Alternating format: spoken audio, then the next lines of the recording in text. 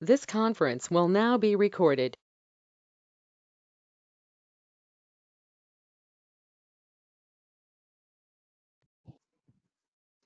Okay, so we will start the session in 5 minutes. Is my voice audible? Actually, there is something net troubleshoot going on today.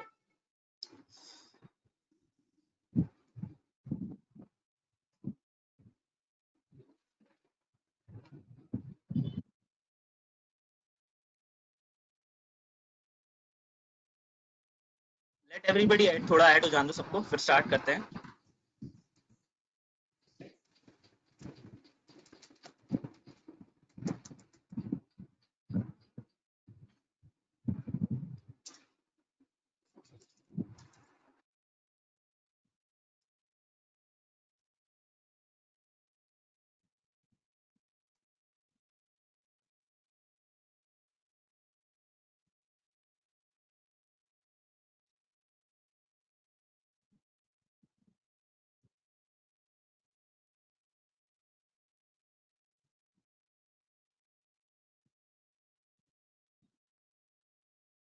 तो guys, जैसे हम कल बात कर रहे थे मशीन लर्निंग में, और कल मैंने आप लोग को थोड़ा विजुअलाइजेशन के बारे में बताया था. तो विदाउट वेस्टिंग मच टाइम हम क्या करते हैं, स्टार्ट करते हैं. और स्टार्टिंग में हम क्या पढ़ेंगे कि हम सबसे पहले पढ़ेंगे what are the steps of machine learning. What are the different types of steps we actually involve in.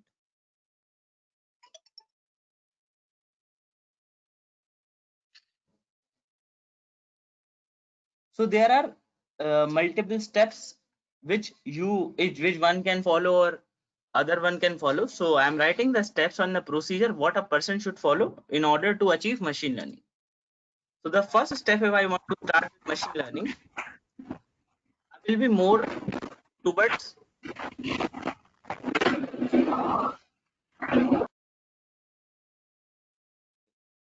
I will be starting with the first step, that is step 1, and step 1 will be data collection. Means collection of data. How data will be collected, what amount of data you will be gathering, that depends upon the case study and problem. So the first step will be problem statement.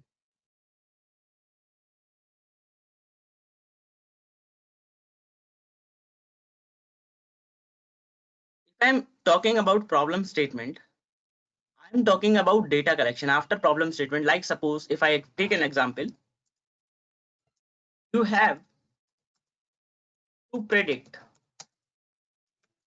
the case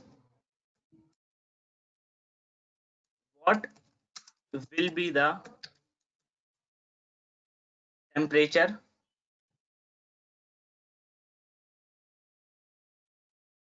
tomorrow. Okay guys, so what will be your case at that particular instance? Your particular case will be that you will collect data of weather, है ना. आप data किसका collect करोगे, weather का collect करोगे ना. अगर आपको प्रिडिक्ट करना है, मशीन लर्निंग क्या है, मशीन लर्निंग प्रिडिक्टिव एनालिटिक्स में आती है. ठीक है, तो अगर मैं मशीन लर्निंग की बात करूं, थोड़ा उस मशीन लर्निंग में आप लोग को थोड़ी इंफॉर्मेशन अगर दूं मैं, तो जो मशीन लर्निंग है वो हमारा पार्ट है किस एनालिसिस का. क्योंकि अगर बात करो एनालिसिस की, वो 3 तरह की होती है. तो हमारा जो प्रिडिक्ट मशीन लर्निंग है वो पार्ट है किसका, प्रिडिक्टिव एनालिसिस का.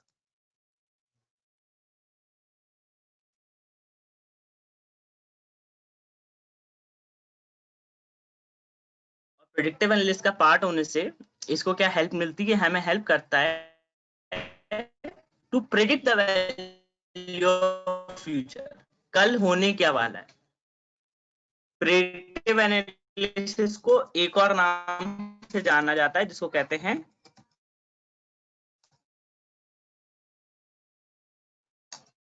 What will happen. मतलब क्या होने वाला है कल. ओके, आपके पास डेटा है जो आपने गैदर करा है।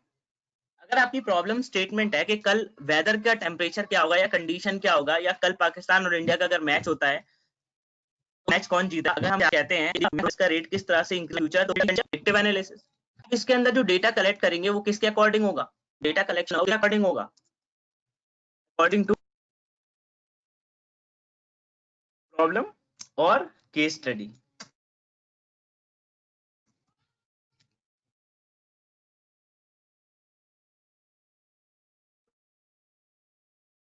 प्रॉब्लम के अकॉर्डिंग होगा या केस स्टडी के अकॉर्डिंग होगा।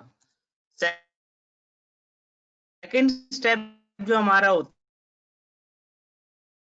है स्टेप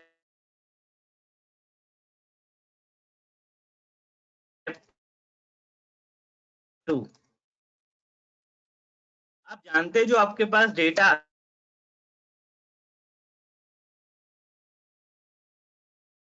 आता है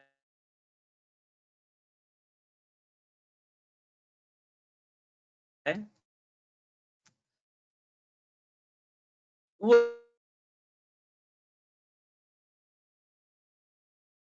रॉ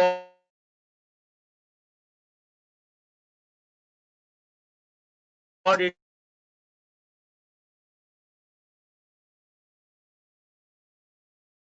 होता है।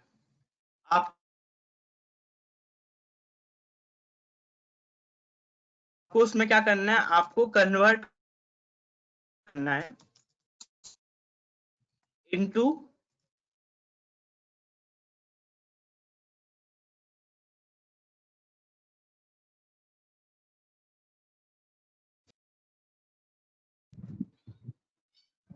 okay, so now it is clear.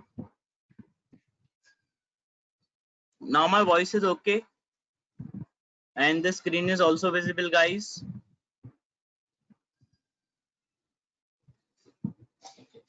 Sorry for that inconvenience. Actually, I don't know. There is some troubleshoot going with this net connection. So it might happen sometimes, but not maximum time. So now it is okay. My voice is also okay, and you can see that the screen is also okay. So what part you do in data collection? You convert the raw data into meaningful and rich data. And how you will convert? You will perform these type of activities like missing value treatment,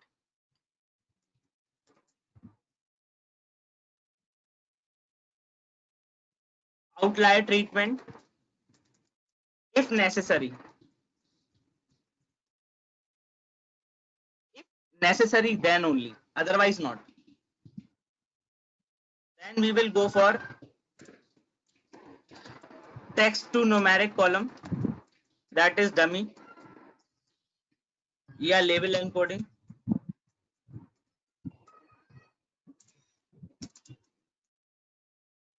Then removal of irrelevant data.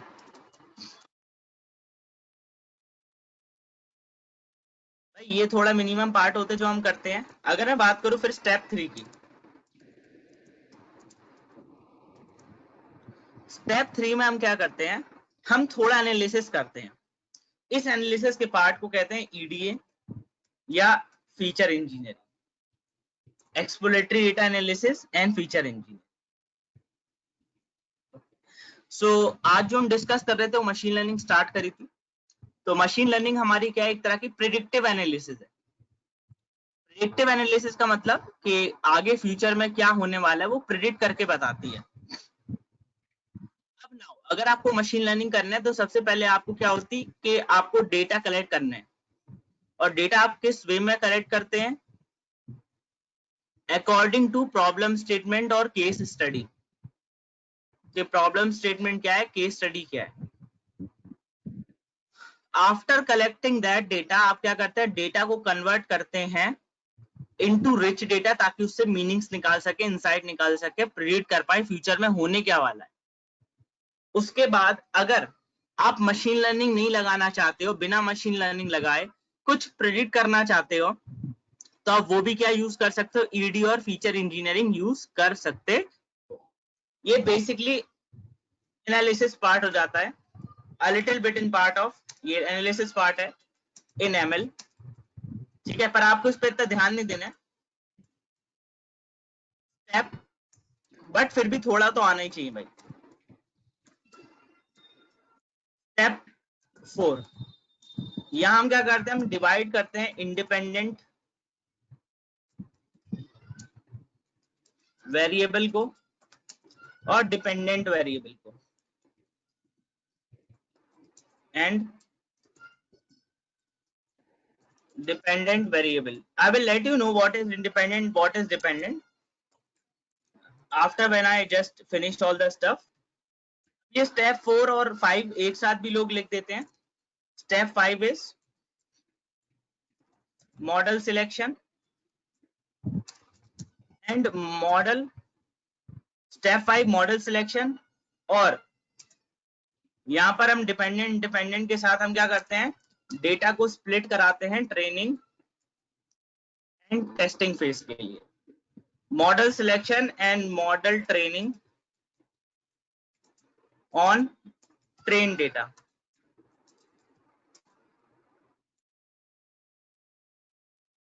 Step 6, model को test करेंगे on test data and model को evaluate करेंगे। उसके बाद step 7, model की fine tuning करते हैं and final model form करते हैं। अब ये है क्या, जैसे आपने कहा ये सारे स्टेप हमें फॉलो करना है, तो एक एक स्टेप को कैसे फॉलो करेंगे और ये मशीन लर्निंग मॉडल सिलेक्शन कैसे करेंगे। यहां पर अगर मैं एक सब पॉइंट लिखूं, यहां पर अगर मैं एक सब पॉइंट लिखूं, जो मॉडल सिलेक्ट होता है वो अकॉर्डिंग टू बिजनेस प्रॉब्लम होता है, ठीक है, वो किसके अकॉर्डिंग होता है, अकॉर्डिंग टू बिजनेस प्रॉब्लम। तो सबसे पहला स्टेटमेंट क्या है, यहां पे आओ जरा, सबसे पहला स्टेटमेंट देखो।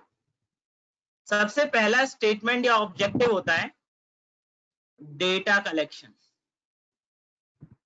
कैसा, डेटा कलेक्शन तो होना चाहिए ना भाई, डेटा ही नहीं होगा तब कलेक्ट क्या करोगे। तो कल मैंने आपके ग्रुप पर एक डेटा भेजा था, आप लोग ने देखा होगा, यस और नो।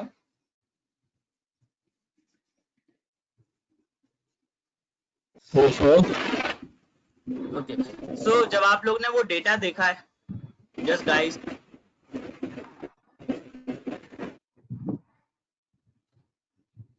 ठीक है, let me open guys, kindly mute, don't unmute your mic, it will only hamper your recording.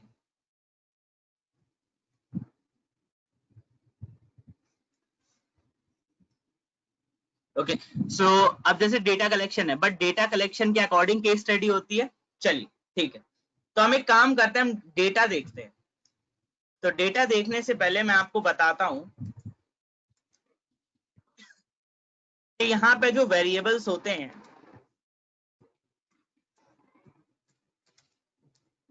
वो दो टाइप के होते हैं। अगर मैं डेटा की बात करूं, अब मैं आपको थोड़ा एक्सप्लेन करता हूं डेटा क्या है।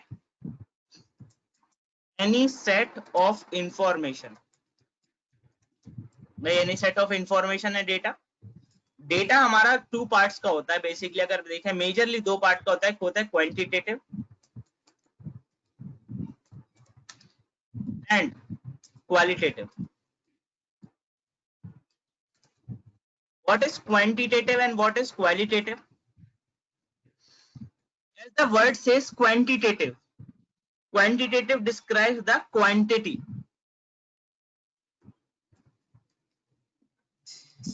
Quantitative describes the quantity of something, means या कैसा होगा हमारा, न्यूमेरिक होगा। अब जो क्वांटिटेटिव डेटा होता है वो फर्दर दो पार्ट में डिवाइड होता है, एक होता है डिस्क्रीट और जो दूसरा होता है वो होता है कॉन्टिन्यूअस।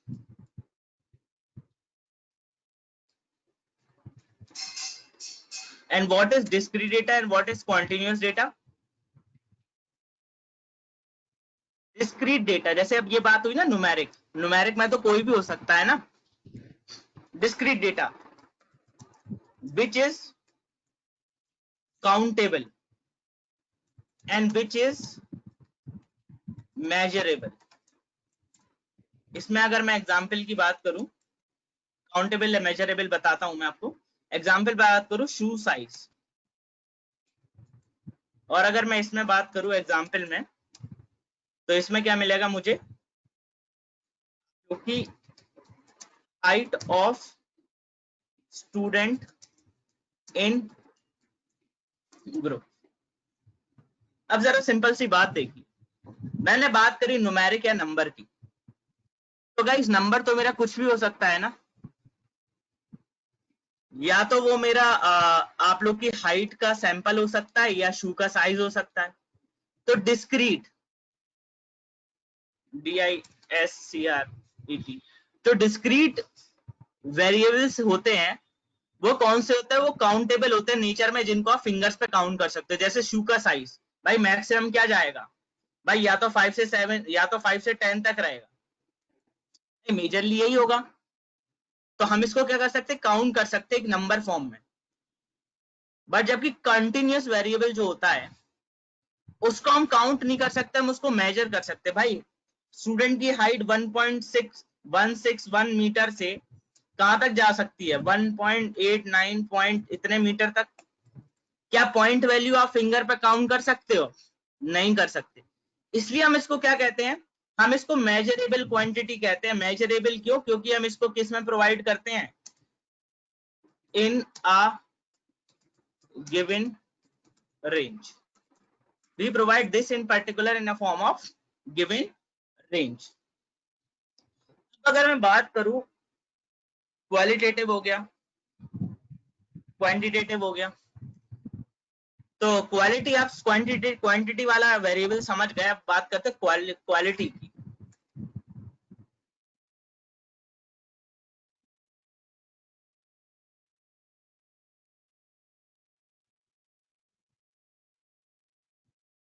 तो क्वालिटेटिव डेटा जो होता है गाइस, वो आपको क्वालिटी बताता है।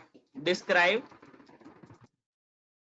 About quality, like flavour of ice cream. और फ्लेवर ऑफ आइसक्रीम या तो भाई गुड होगा, बैड होगा, या वनीला होगा, चॉकलेट होगा। तो बेसिकली मैं इसको क्या कह सकता हूँ, कैटेगोरिकल डेटा, जो कैटेगरी में होता है। कैटेगोरिकल डेटा जो मींस कैटेगरी में होता है। तो ये आपको दो चीज पता पड़ी, एक डिस्क्रीट डेटा होता है, एक कॉन्टिन्यूस डेटा होता है। एक क्वालिटेटिव क्वालिटेटिव में हम क्वालिटी डिफाइन करते हैं, या कि मतलब कैटेगोरिकल टाइप का डेटा डिफाइन करते हैं। This part is clear?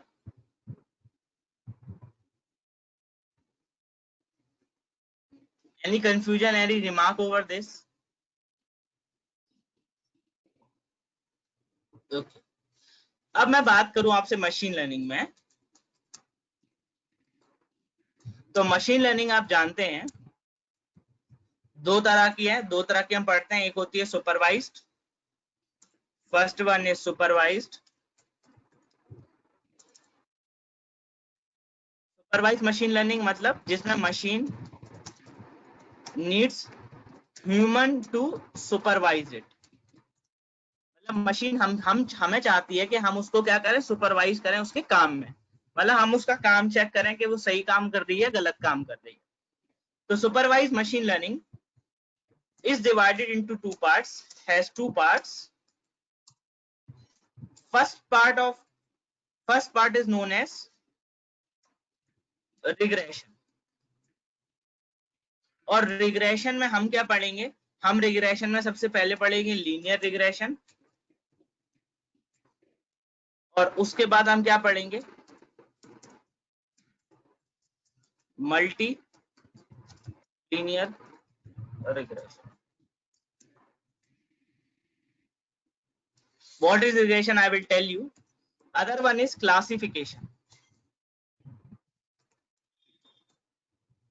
Classification में हम सबसे पहले पढ़ेंगे logistic regression.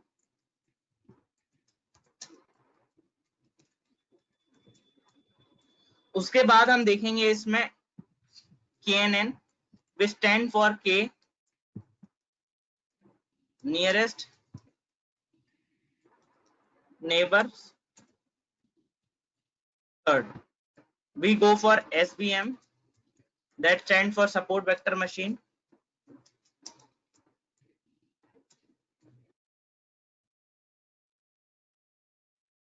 After that, we will go for naive Bayes, that is NB. After completing that, we will go for decision tree.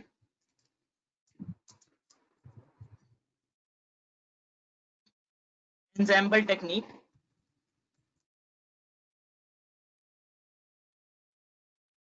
Seventh is random forest.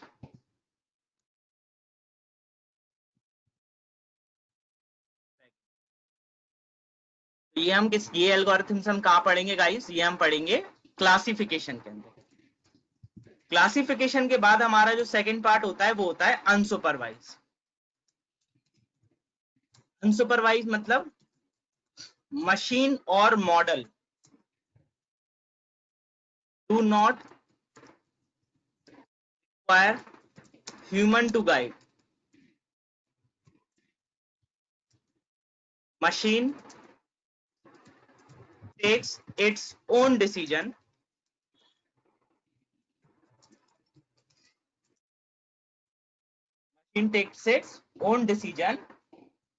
to get the hidden patterns from data. Means machine will take its own decision to get hidden patterns from data. Now, unsupervised machine learning has been further divided into two parts. The first part is known as clustering. इसका जो पहला part होता है वो होता है clustering. Clustering basically हमारा जो होता है वो 3 पार्ट में होता है, बट जो मेन एल्गोरिथम्स है वो 2 ही है. एक होता है के मीन क्लस्टरिंग और जो सेकंड पार्ट होता है जो हम पढ़ते हैं वो होता है एज क्लस्टरिंग. आफ्टर दैट जो हमारा ये पार्ट है वो डिवाइड, सेकंड होता है एसोसिएशन रूल, लास्ट वन, जिसको हम कहते हैं मार्केट बास्केट एनालिसिस, जिसके अंदर हम या तो ईक्लैट पढ़ लेते हैं या हम पढ़ लेते हैं एप्रोरी.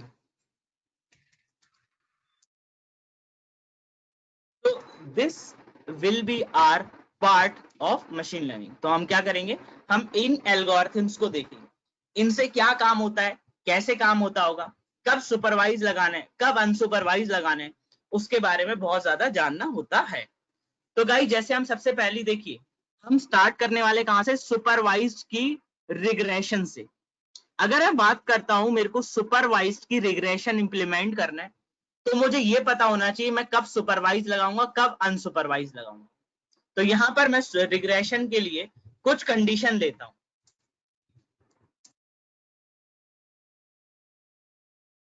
Condition to apply supervised. और सुपरवाइज में कौन सी, रिग्रेशन. भाई कंडीशन तो होंगी ना तभी तो लगाओगे. कंडीशन कौन सी है, पहली कंडीशन केस 1, जो आपका डिपेंडेंट वेरिएबल होता है उसका जो नेचर होना चाहिए वो कैसा होना चाहिए, कॉन्टिन्यूअस होना चाहिए, कॉन्टिन्यूअस इन नेचर, तभी लगा पाओगे. अब कहोगे सर ये डिपेंडेंट वेरिएबल क्या होता है, चलिए डिपेंडेंट वेरिएबल समझते हैं और हम आगे उसके देखते हैं. चलो इधर आइए जरा, देखिए जरा, ये होता है डिपेंडेंट. अब बात करते हो डिपेंडेंट एंड इंडिपेंडेंट. वेरिएबल्स। जैसे हम एक केस स्टडी लेते हैं, केस लेते हैं कि जो हमारा इंडियन एग्रीकल्चर है वो डिपेंड किस पे करता है। जैसे अगर मेरे पास एक 100 हेक्टेयर ऑफ लैंड है, 100 हेक्टेयर ऑफ लैंड है, मुझे इस पे क्या करना है, मुझे प्रोडक्शन, केस से प्रोडक्शन मतलब से यील्ड क्या होने वो प्रेडिक्ट करने हैं, ठीक है। तो आप जानते हो कि जो आपकी यील्ड होगी उस पर्टिकुलर फील्ड से,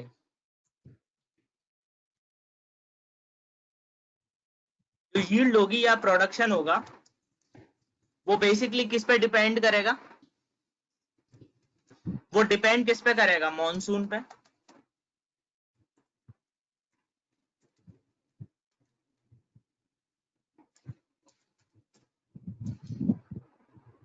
सॉइल फर्टिलिटी पे, प्लस उस पर्टिकुलर एरिया में लेबर कॉस्ट पे, प्लस वाटर सप्लाई पे, प्लस सीड क्वालिटी पे, प्लस आपकी विंड स्पीड पे। यस और नो, आर यू एग्रीबल और नॉट। आपके पास 100 हेक्टेयर ऑफ लैंड है, उस 100 हेक्टेयर ऑफ लैंड पे आपने क्या करा, खेती करी, और आप ये चाहते हैं, प्रिडिक्ट करके बताना चाहते हैं खेती होने से पहले कि इस साल कितना प्रोडक्शन होगा। तो आप क्या कहोगे, आप कहोगे कि सर जो हमारा यील्ड है, प्रोडक्शन है, वो डिपेंड डायरेक्टली किस पे करता है, मॉनसून पे, सॉइल पे, एरिया पे, लेबर कॉस्ट पे, वाटर सप्लाई पे, सीड पे और विंड स्पीड पे। हम सपोज करो इतने ही वेरिएबल लेते हैं। तो ये दिख रहा है आप लोग को। तो अगर मैं इसको इक्वेशन में फॉर्म करूं, y इक्वल टू, ये डायरेक्टली किस पे डिपेंड करता है, x1 plus x2 plus x3 plus x4 plus x5 plus x6। यही तो है, monsoon, soil fertility, labour cost, water, ये एंड ये। भाई अगर मैं इसकी इक्वेशन बनाऊं तो ये ऐसी नहीं होगी, जहां पे y मेरे लिए क्या होगा, यील्ड होगा। तो अगर मैं इसको कंपेयर करूं, मैं इसको कंपेयर करूं इससे, f ऑफ x से, y equal to F of X, means y की वैल्यू कौन चेंज करेगा, वैल्यू ऑफ x, मतलब फंक्शन में x। तो अगर मैं ये कहूं y मेरा क्या रहा है यहाँ पे, डिपेंडेंट वेरिएबल है, और x मेरा क्या है यहाँ पे, इंडिपेंडेंट वेरिएबल है। यस और नो, जो x है वो क्या है, मेरे इंडिपेंडेंट वेरिएबल है, और y क्या है, मेरे डिपेंडेंट वेरिएबल है। क्योंकि आप यहाँ पे देख पा रहे होगे आपका यील्ड है वो किस पे डिपेंड कर रहा है, इस पे। कभी मॉनसून देखा है सॉइल फर्टिलिटी पे डिपेंड करता हुआ कि यार मेरे खेत की तो बहुत अच्छी सॉइल फर्टिलिटी है तो मेरे यहाँ तो मॉनसून आ जाएगा, और जहां पे रेगिस्तान है वहां मॉनसून नहीं जाएगा, तो वहां फर्टिलिटी है ही नहीं। मतलब जिस जगह लेबर की कॉस्ट कम है उस जगह तो मॉनसून अच्छा है, जहां ज्यादा है वहां पे नहीं जाएगा। कभी सुना है ऐसा, can it happen in any time?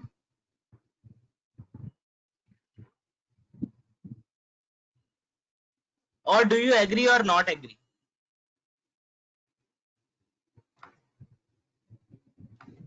Okay. If you agree, so you have found that there are two type of variable. One is dependent variable, another one is independent variable. देखो, अब Rishabh is saying that sir, soil fertility can depend upon fertilizer. Okay, but fertilizer and soil fertility directly, it depends upon soil fertilizer, but it 100% not depend, ठीक है ना। तो ये मत कह लेना 100% डिपेंड करती है सॉइल फर्टिलिटी, क्योंकि सॉइल फर्टिलिटी आपकी वेदर कंडीशन पे भी डिपेंड करती है। 1 हेक्टेयर ऑफ लैंड में कितना भी फर्टिलाइजर डाल दो, अगर मॉनसून नहीं है, विंड स्पीड सही नहीं है, इरोजन है वहां पर, तो आपकी वो फर्टिलाइजर कहीं डिपेंडेंट स्टेट में नहीं होती है। तो यहां मैं ये बताना चाहता हूं कि जो हमारा यील्ड है वो डिपेंड करता है इन सारे फैक्टर्स पर। तो जो मेरा यील्ड हो गया, y हो गया, वो क्या हो गया, डिपेंडेंट वेरिएबल। तो मैं डिपेंडेंट वेरिएबल में क्या लिख सकता हूं, ये लिख सकता हूं, यील्ड या प्रोडक्शन, और ये सारे क्या हो जाएंगे, factors.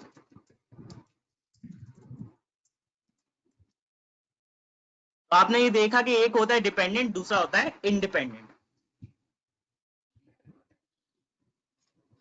We will not decide which variable will depend or which variable not depend. We will do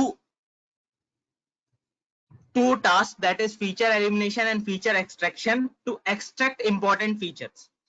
हम क्या करते हैं, हम फीचर एक्सट्रैक्शन लगाते हैं और उससे फीचर एक्सट्रैक्ट करते हैं। हम खुद डिफाइन नहीं करते कि ये सही होगा ये सही होगा, तो जो हमने सही लगाया वो गलत भी हो सकता है। We will not do anything, we will only implement the techniques and the technique will fetch the important data for us. ठीक है, बट कुछ फैक्टर्स हम खुद भी निकाल सकते हैं। जैसे मैंने आपसे नॉर्मल ऑब्जर्वेशन कहा कि इंडिया में आप देख पाते होंगे कि आज वुमेन्स मेन से ज्यादा एम्प्लॉयड हो रही हैं, ज्यादा एजुकेटेड हो रही हैं।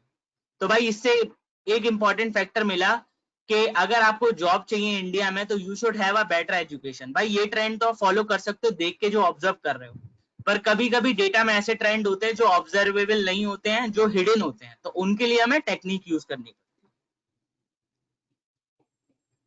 तो अब जब आपको पता पड़ गया डिपेंडेंट और इंडिपेंडेंट वेरिएबल, तो अगर बात करूं डिपेंडेंट वेरिएबल की, अगर जो मेरा y कॉन्टिन्यूअस होता है, मतलब इसका जो डेटा होता है वो किस में होता है, रेंज में, तो मैं अप्लाई करता हूं रिग्रेशन। अगर जो मेरा y बाइनरी होता है, लेबल में होता है, क्लासेस में डिफाइन है, या कैटेगोरिकल है, तो मैं यूज करता हूं क्या, क्लासिफिकेशन। इनमें एग्जांपल लेता हूं so that you can have a better insight from that. From here, I can take insight from it. How? Suppose you have to predict the price of house in a particular area. तो जो house की price होगी उसकी basically क्या होगी, एक range में ही तो होगी। जैसे आप कहोगे सर यहाँ पे जो हाउस प्राइस है वो 1000 से 1 लाख की रेंज में है। अब 1 लाख में कुछ भी हो सकती है, 50,500 भी हो सकती है, 10,200 भी हो सकती है, 1,117 भी हो सकती है। इसको फिंगर पे काउंट नहीं कर सकते, बहुत बड़ी रेंज है। तो इस तरह की प्रॉब्लम जब भी आती है, जब हमें रेंज में आउटपुट मिलता है, तब हम क्या परफॉर्म करते हैं, तब हम परफॉर्म करते हैं regression. Regression is a statistical technique to predict continuous type of variable. And classification, classification में कब होता है, suppose you have to predict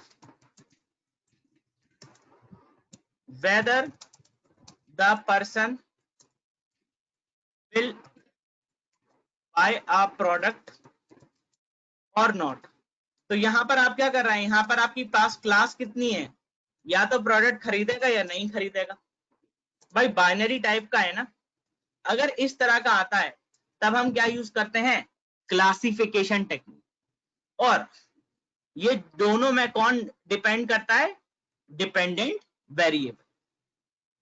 तो आप लोग के क्वेश्चन हो रिगार्डिंग डिपेंडेंट वेरिएबल हम कैसे सिलेक्ट करेंगे तो आप पूछ सकते हैं।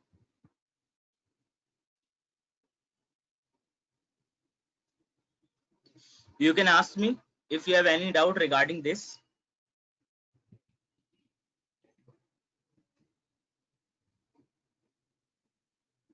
If no doubt, then we can move forward.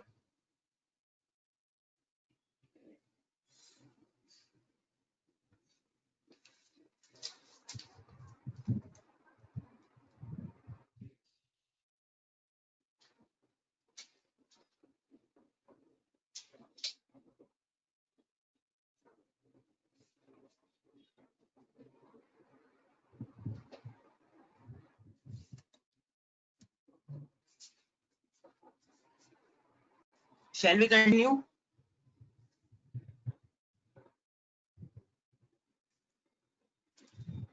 Yes or no? Okay. Now guys, if I am talking about that we have two sort of forms या two kinds of forms, then what we will say कि हमारे लिए अभी main हम supervise ही देखेंगे, unsupervised देखेंगे तो बताऊंगा क्या होता है उसमें डिफरेंट, बट अभी सुपरवाइज पे है। तो सुपरवाइज में हमारी सबसे पहली क्या स्टार्ट करना है, हमें रिग्रेशन स्टार्ट करना है। रिग्रेशन, तो रिग्रेशन है क्या बेसिकली? ये क्या है, एक स्टैटिस्टिकल टेक्निक है।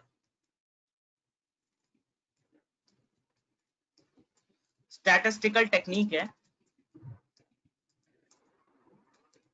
which forms a relationship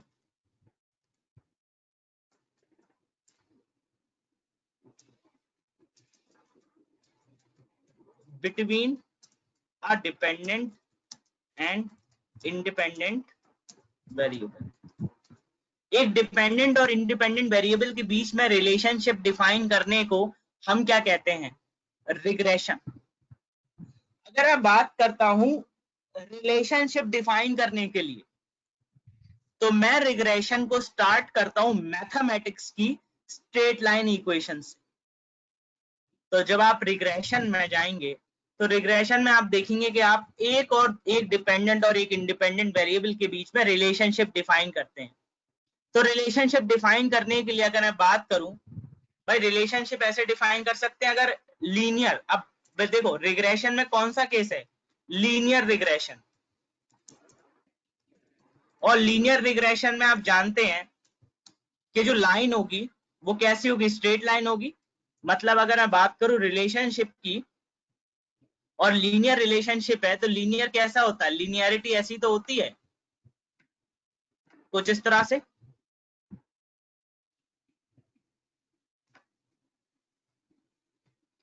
yes और नो? और अगर मेरे को ये लाइन प्लॉट करना है तो मैं यही प्लॉट करूंगा ना, y equal to M X plus सी।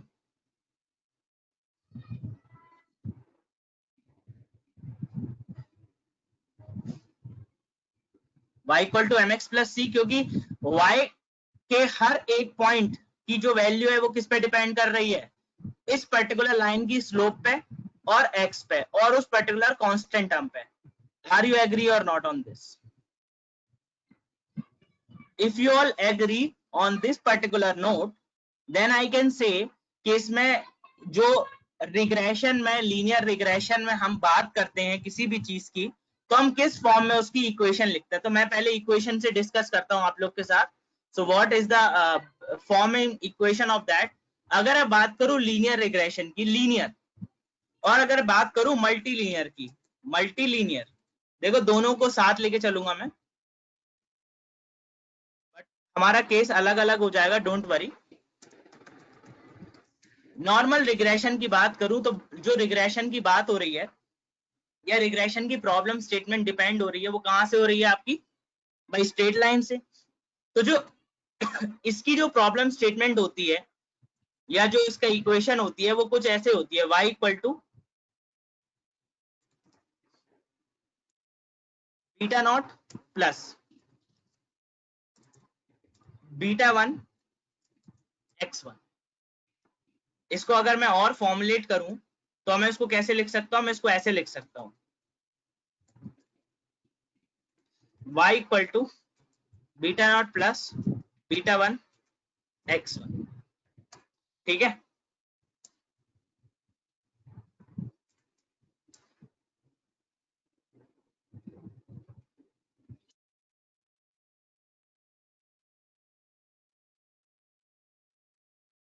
और अगर बात करूं मल्टी लीनियर की, मल्टी लीनियर मतलब लीनियर में बेसिकली क्या होता है, आपका सिंगल डिपेंडेंट होता है एंड सिंगल इंडिपेंडेंट होता है। और अगर मैं बात करूं लीनियर की, मल्टी लीनियर, तो मल्टी लीनियर में मेरे पास क्या आता है, single dependent and more than one independent. इसका मतलब भाई इक्वेशन तो यही फॉलो होगी ना, y इक्वल टू, अगर मैं बात करूं बीटा क्या है और x1 क्या है, I will tell you, don't worry, beta not plus beta 1 x1 plus beta 2 x2 plus and so on. I can directly say y equal to beta naught plus beta 1 x1 plus beta 2 x2 and so on। तो यहाँ पे आप देख पा रहे हो कि जो इक्वेशन होती है वो इस तरह की होती है, जहां पे y होता है आपका डिपेंडेंट वेरिएबल और x क्या होता है, इंडिपेंडेंट वेरिएबल। और बीटा नॉट बीटा 1 क्या होते हैं, मैं उसके बारे में आपको एक्सप्लेन करता हूँ using that particular linear regression. तो जरा चलिए इधर देखिए, अगर मैं इसको बात करता हूँ, ये लीनियर रिग्रेशन का कर्व फॉलो करेगा, मतलब लीनियरिटी का कर्व फॉलो करेगा। तो जो लीनियरिटी का कर्व है, अगर मैं कहता हूँ ये मेरा y है और ये मेरा x है, तो जो लीनियरिटी का कर्व होगा वो कुछ ऐसा ही तो होगा।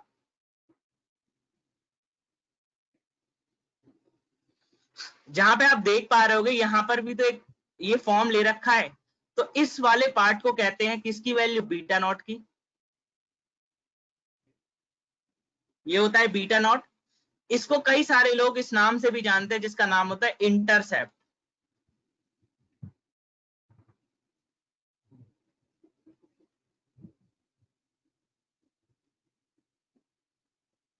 इंटरसेप्ट। और x1 आप जानते हो, x1 वो वेरिएबल जिस पे ये x1 मैं कह सकता हूँ x1 और ये y, तो x1 की डिफरेंट वैल्यूज पे जो y की होगी क्या मिलेगी हमें, डिफरेंट वैल्यू। जैसे अगर बात करूं मैं इस पर्टिकुलर पॉइंट पे बोलूं, इस पर्टिकुलर पॉइंट पे इसकी वैल्यू को बोलूं अगर मैं, तो ये देखो मेरी क्या वैल्यू में निकल रही है मेरी इस पर्टिकुलर पॉइंट पे, ये निकल रही है।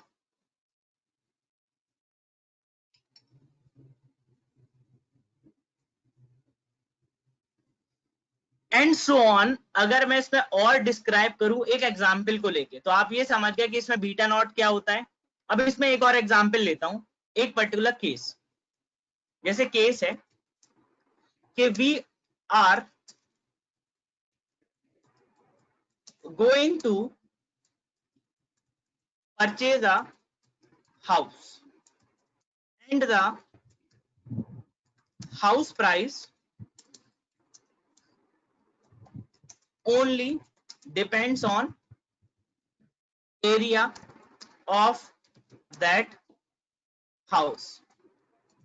इसका मतलब अगर y जो कि मेरा प्राइस है, प्राइस किसका है, हाउस का, वो केवल डिपेंड किस पे कर रहा है,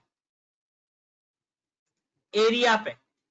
तो अगर मैं इसकी इक्वेशन लिखूंगा, क्या लिखूंगा, y क्या में रहेगा, प्राइस।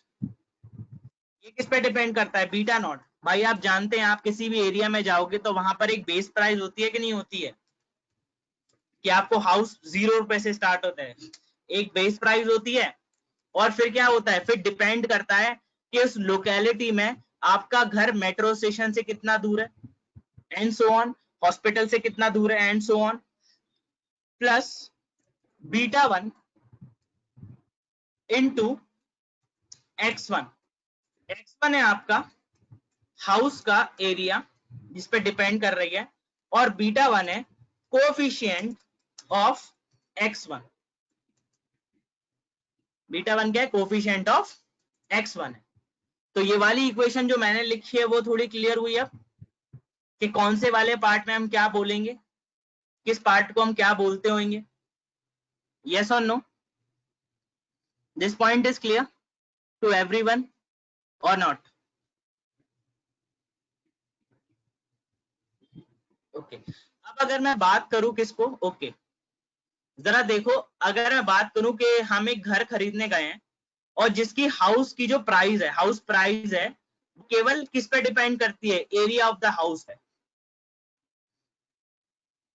तो अगर मैं कहता हूं जो लीनियर रिग्रेशन की जो इक्वेशन है वो ये है, तो मैं इसको अगर इसमें फिट करूं तो बीटा नॉट क्या होती है, बेस प्राइस। बेस प्राइस मतलब इंटरसेप्ट। आप किसी भी एरिया में घर खरीदने जाएंगे तो एक उस बेस प्राइस होता है कि मतलब एक स्क्वायर फुट का एरिया इतने रुपए का मिलेगा। ये हो गया आपका बीटा नॉट। बीटा वन क्या होता है, कोफिशिएंट, स्लोप का कोफिशिएंट। किस वेरिएबल के लिए, x1 के लिए। x1 क्या है, हाउस का area.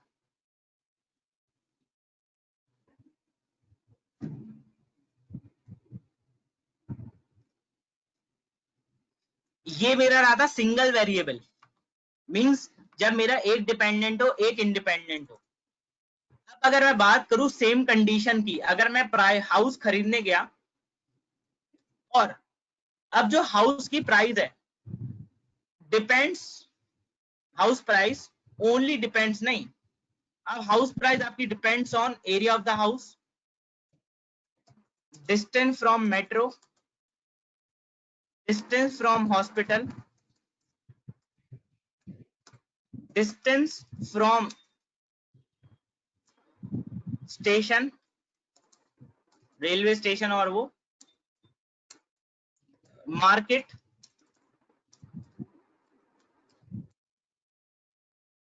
Locality, crime rate in your locality,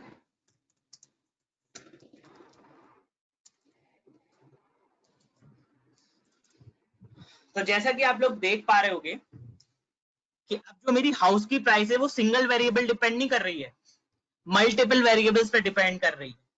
इसलिए इस पार्ट को हम कहते हैं मल्टी लीनियर रिग्रेशन। एक नहीं है, मल्टीपल वेरिएबल्स है। तो अगर बात करूं इसमें कि जो y होता है वो होगा बीटा नॉट,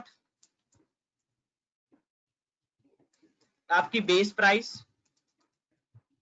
भाई ये फॉर्मुलेज अगर आपको समझ में आ रहे हो कि जिस तरह से बन रहे हैं, so it is pretty good. Price ये किस पे डिपेंड करती है, आपने कहा सर एरिया पे डिपेंड करती है, तो मैं कहूंगा बीटा वन, ये क्या है, कोफिशिएंट है ऑफ x1, इसका मल्टीप्लाई किस में, x1 में, और x1 क्या है, area of house, plus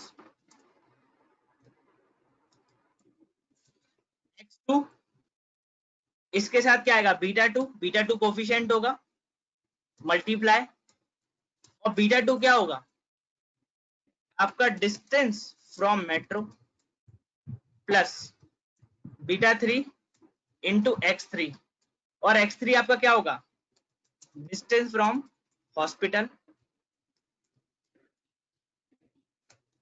and so on. इस तरह से आप क्या कर सकते हो, आप फॉर्म कर सकते हो अपने इक्वेशन को। इस पार्ट इज क्लियर।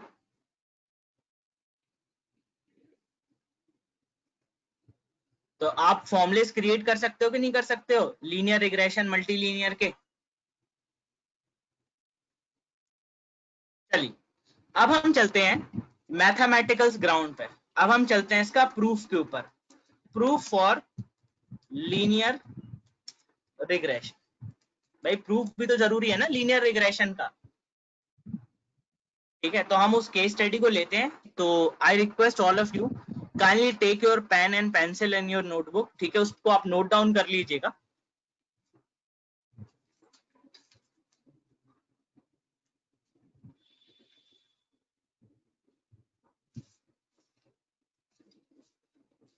तो आप जानते हैं मुझे एक रेलेवेंट डेटा चाहिए होता है कोई भी पार्ट या कोई भी चीज अचीव करने के लिए। I need some data. तो where is my data at that particular point. भाई डेटा मेरे पास कहीं ना कहीं तो होना ही चाहिए ना, तो वो डेटा कहां से आएगा। So I will take that particular data from here, from where. तो हम एक काम करते हैं, हम अगर लीनियर रिग्रेशन करने हैं तो हम एक डेटा ले लेते हैं। हम लेते हैं x का डेटा और एक y का डेटा। ठीक है, जैसे मेरा x दिया 1 2 3 4 और 5। और यहाँ पर मैंने क्या करा, मैंने उसके y के रिस्पेक्ट में डेटा बनाया। y में क्या है 3, 4, 2, 4, रैंडम डेटा ले लेते हैं 5। ये आपका डेटा आ गया, ठीक है। तो x और y आपको डिफाइन कर रखा है। β2 will be coefficient for x2, β3 will be coefficient for x3। ये कोफिशिएंट होगा, coefficient of x2 and so on. मैंने बोला ना and so on, β3 will be coefficient of x3 and so on. Clear? तो जैसे आपने ये डेटा लिखा, इस डेटा के अकॉर्डिंग अगर मैं बात करूं आपसे, ये x और y है। चलिए तो हम एक बात करते हैं, हम x इक्वल टू यही डेटा पॉइंट एक एरे में बनाते हैं, np dot array 1, 2, 3, 4, 5 and so on. और ये y में बनाते हैं np डॉट एरे 3, 4, 2, 4, 5। ठीक है। अब अगर इन दोनों में मैं रिलेशनशिप देखूं, तो मैं कैसे देख सकता हूं? लाइन प्लॉट के द्वारा देख सकता हूं। लाइन प्लॉट के थ्रू इनमें रिलेशनशिप देख सकता हूं। तो मैं क्या लूंगा, फ्रॉम, ऊपर इंपोर्ट करूंगा लाइब्रेरीज को। I will import numpy as np, import pandas as pd, import matplotlib dot pyplot as plt। ठीक है। ये क्या करे, मैंने इसको रन कराया। रन कराने के बाद मैंने क्या कराया, x और y में मैंने एरे बनाए अपने। ठीक है। और इन दोनों का लाइन प्लॉट बनाया। तो लाइन प्लॉट कैसे बनाऊंगा, मैं लिखूंगा plt dot plot x, y and plt dot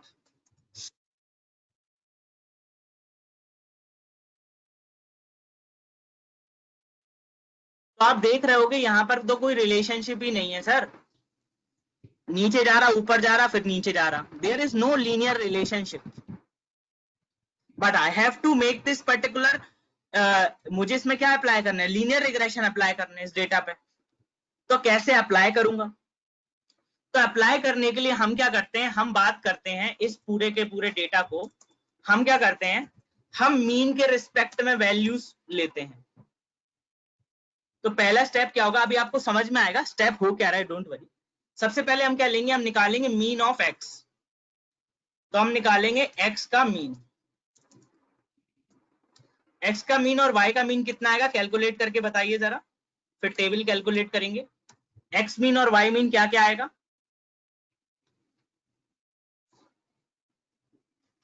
just write in the chat box what will be your calculation for x mean and y mean.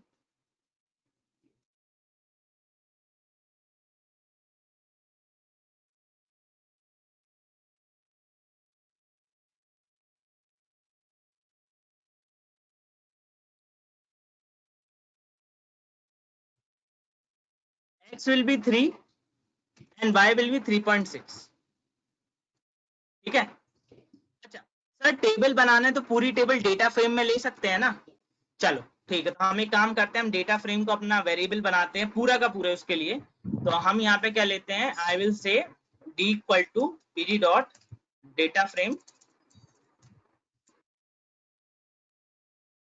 and in dictionary I will say first value will be my x, that will be particular my this format, control C, control V, comma, second will be my y, and now I will be moving towards y में मैं ये ले लेता हूँ। ठीक है। और d मेरा क्या बन गया, डेटा फ्रेम बन गया। what happened here, must be of same, oh sorry, मैंने यहाँ पे nested list ले ली थी। ये मेरा डेटा फ्रेम बन गया।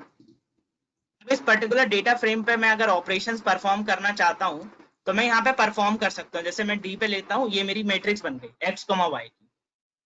अगला जो फॉर्मेशन निकालूंगा, अगला जो वेरिएबल निकालूंगा इसमें, मैं क्या करूंगा, उस पर्टिकुलर एक्स में से उसका एक्स मीन माइनस करूंगा। क्या करूंगा, उस पर हर पर्टिकुलर एक्स में से एक्स का मीन माइनस करूंगा। उसके साथ क्या निकालूंगा, इसका अगला वेरिएबल y में से y का मीन एक्सट्रैक्ट करूंगा। And after that I will calculate the variance. Variance क्या होता है, x minus x mean into y minus y mean. मैं ये कैलकुलेट करूंगा। तो आप लोग कैलकुलेट करें, हमने डेटा फ्रेम बना ही लिया तो हम इनकी कैलकुलेशन ले ही लेते हैं। तो सबसे पहले मैंने क्या लिया, xm depend for x mean. How I will extract, I will say d dot capital X dot mean and ym equal to d dot y dot mean. तो हम जानते हैं x और y के पास आ गया होगा, आप xm प्रिंट करा के भी देख सकते हैं। x की वैल्यू आपके पास 3i और ym की जो वैल्यू आई वो क्या आई, 3.6। ओके, आपने क्या निकालना है, अगला वेरिएबल जो कैलकुलेट करना है वो x माइनस एक्स बार करने हैं। तो हम क्या करते हैं, हम कैलकुलेट करते हैं, कैलकुलेट क्या करेंगे, x माइनस एक्स मीन। कैसे कैलकुलेट करेंगे, आप लिखेंगे d, आपने इसमें एक कॉलम ऐड करना है, ये वाला x minus x mean equal to, कैसे करना है, डेटा का जो d वाला x वाला कॉलम है उसमें से क्या हटा देना है आपको, x m हटा देना है। ये लिया मैंने और रन करा दिया, ये रन हो गया।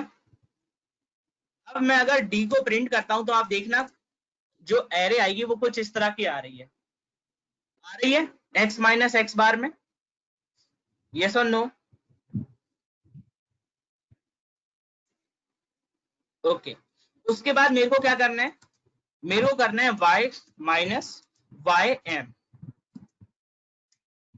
Equal to d dot y minus Y M.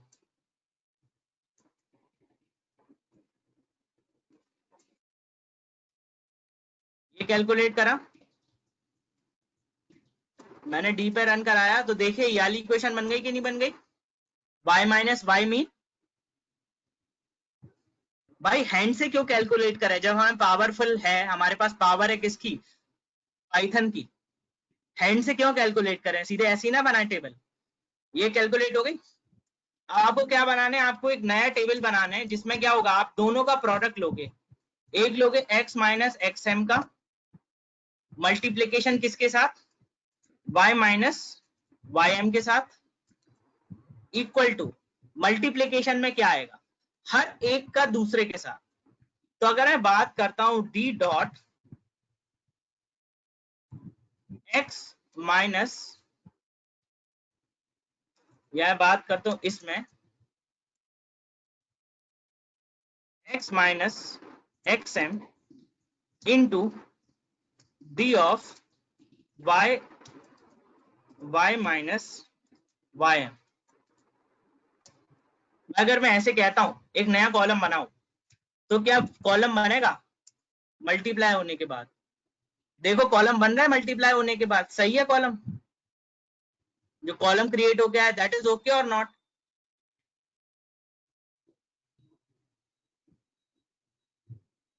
And all the values I think is correct, clear. Table बन गई हमारी, ऊपर वाली टेबल से आप कैलकुलेट कर सकते हो। देखिए यही सारे ऑब्जेक्टिव हमें निकालने थे, यही सारा डेटा निकालना था।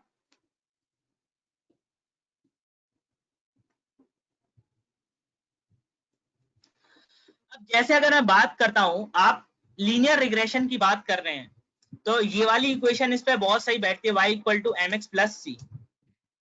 ये हमारी क्या बेस्ट फिट होती है, बेस्ट फिट ऑन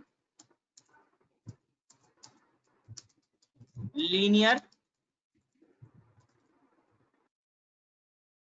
रिग्रेशन। ठीक है, it best fit on linear regression, ये लीनियर रिग्रेशन के ऊपर काफी अच्छी फिट होती है। अगर मैं बात करता हूँ ये लीनियर रिग्रेशन के ऊपर काफी अच्छी फिट होती है, तो मैं कह सकता हूँ कि नहीं कह सकता हूँ कि मुझे इसमें सबसे पहले क्या कैलकुलेट करनी पड़ेगी। अगर मुझे y, मुझे देखो मेरे पास y है, मेरे पास x डिफाइन कर रखा है, क्या मेरे पास स्लोप है? नहीं। क्या मेरे पास ये कांस्टेंट है? नहीं भाई, नहीं है ना। तो मेरे को क्या करना पड़ेगा, सबसे पहले स्लोप और कांस्टेंट की वैल्यू निकालनी पड़ेगी। तो स्लोप की वैल्यू कैसे कैलकुलेट करते हैं और कांस्टेंट की वैल्यू कैसे कैलकुलेट करते हैं? तो अगर बात करूं स्लोप की, तो स्लोप को हम क्या लिखते हैं, हम लिखते हैं summation of x minus x mean into y minus y mean divide by summation of x minus x mean का स्क्वायर। हम ये लिखते हैं किसको, स्लोप को, मींस m को। तो अगर मुझे इसका ये निकालने हैं तो मुझे क्या कैलकुलेट करना पड़ेगा, मुझे स्क्वायर कैलकुलेट करना पड़ेगा। मतलब मुझे इस डेटा में एक और चीज कैलकुलेट करनी पड़ेगी, कौन सा वाला, मेरे को ये और ऐड करना पड़ेगा। मतलब मुझे इसमें ये और बनाना पड़ेगा, x माइनस x मीन का, मतलब मुझे मल्टीप्लाई करना पड़ेगा उसी से।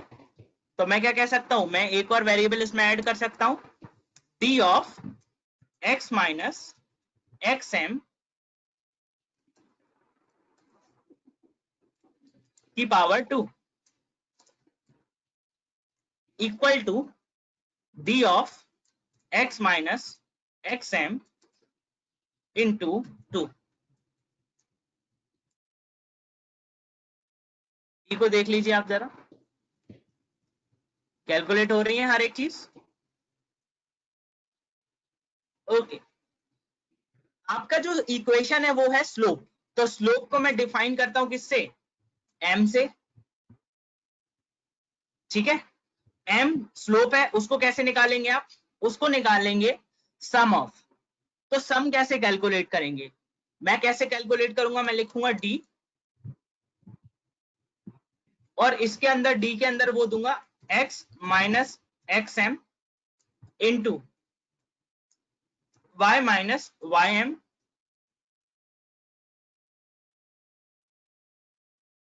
डॉट सम।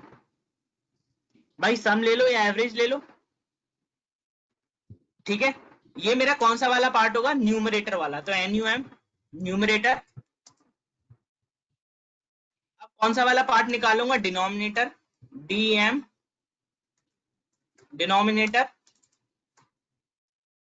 कैसे निकालूंगा ये, और इसके अंदर क्या लिखूंगा, x माइनस एक्स एम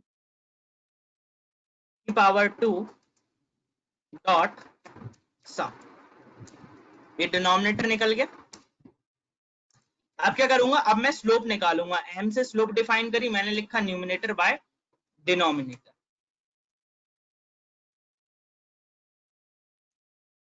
तो यहां से जो m की slope I, print slope of m, slope of particular line, वो क्या आएगी गाइस, m। तो मैंने प्रिंट करा, स्लोप मेरी कितनी आ रही, 0.4। Is this point clear to all, ये पॉइंट क्लियर हो रहा है किस तरह से कैलकुलेशन हो रही है।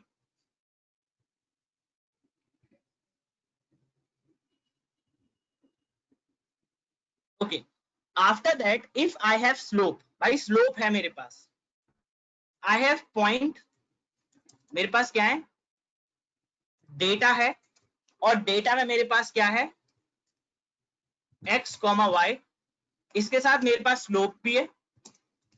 कैन बी कैलकुलेट c, हम c कैलकुलेट नहीं कर सकते हैं, या कांस्टेंट, यस और नो।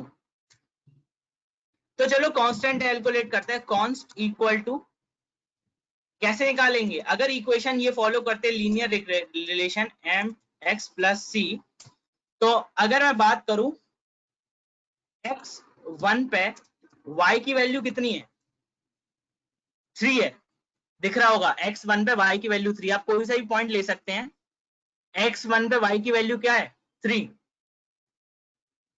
अगर मैं इसमें बोलूं कि c की वैल्यू क्या हो जाएगी? y माइनस mx, तो c equal to 3 minus 1 into 0.4। Yes और नो?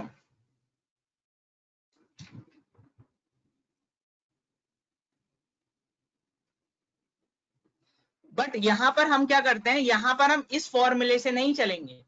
हम जो x और y की वैल्यू नहीं लेंगे, इनकी कभी मत लेना, क्योंकि सबके लिए क्या आएगी? कांस्टेंट की वैल्यू डिफरेंट आएगी। हम चाहते हैं हमारी कांस्टेंट की वैल्यू सेम रहे। क्या रहे? सेम रहे गाइस। तो सेम के लिए मैं ये नहीं लेके चलूंगा, इससे नहीं जाऊंगा। मैं किससे फॉरवर्ड करूंगा अपनी इक्वेशन को?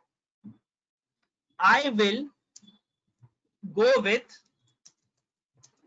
Mean values of x and y to calculate constant. How will I say? I will say y. Y was my 3.6 and x was my 3. So I will say 3.6 equal to slope is 0.4 into 3 plus c. So here my c will be somewhat around 2.4. मिल गया आपको c, slope मिल गया और c मिल गया. So we can see that now we have slope and constant, and now I can predict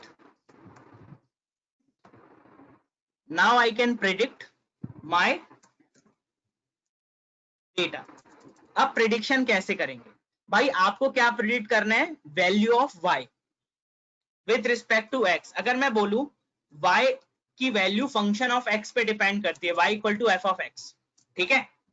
तो मुझे किसकी value चाहिए? मुझे y को प्रिडिक्ट करना है. I have to predict y on given x on given slope and constant. तो अभी आपने स्लोप और कांस्टेंट की वैल्यू निकाली ली. आप जानते हैं आपके पास x की वैल्यू है. x की वैल्यू आपके पास क्या डिफाइन है? आपके पास x की वैल्यू ये दे रखी है. तो यार क्या आप y की वैल्यू नहीं निकाल पाओगे? अगर मैं बोलूं y1 या y प्रिडिक्ट y1, सबसे पहले 1. अब ये वाली जो y होगी वो किसकी इक्वेशन फॉलो करेगी? y equal to mx plus C की. तो y1 जो प्रेडिक्ट होगा वो क्या होगा? m की वैल्यू क्या है? स्लोप 0.4 इंटू x की वैल्यू क्या है? 1 प्लस c की वैल्यू क्या है? 2.4. तो यहां से अगर मैं बोलूं ये y1 की वैल्यू होगी, ये कौन सी है हमारी predicted value?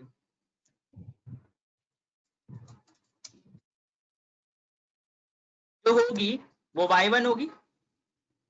And so on. ऐसी y2 कैलकुलेट करूंगा किसके लिए? 0.4 into 2 plus 2.4 and so on. तो मैं काम करता हूं, मैं इसमें एक फॉर्मूला बना लेता हूं जिससे मैं क्या कैलकुलेट करूं? Predicted value. तो मैं क्या y अंडरस्कोर प्रिडिक्ट के नाम से क्या बना लेता हूं? एक एम्प्टी लिस्ट. और एम्प्टी लिस्ट के लिए मैं लेता हूं फॉर i in x, क्योंकि x के मेरे पास पॉइंट यहां पर हैं. ठीक है? अब मैं यहां पे क्या कैलकुलेट करता हूं? मैं यहां लिखता हूं y underscore predict dot append. और अपेंड क्या करने हैं आपको? ये रिलेशनशिप अपेंड करने हैं. 0.4 इंटू i प्लस 2.4. और मैं क्या करूंगा, मैं प्रिंट करके देख लूंगा y_ प्रिडिक्ट वाली, क्योंकि जो प्रिडिक्ट वाली होगी वो आपके प्रिडिक्शन होंगे हर एक x पे, when slope is this and constant is this. Have to give print.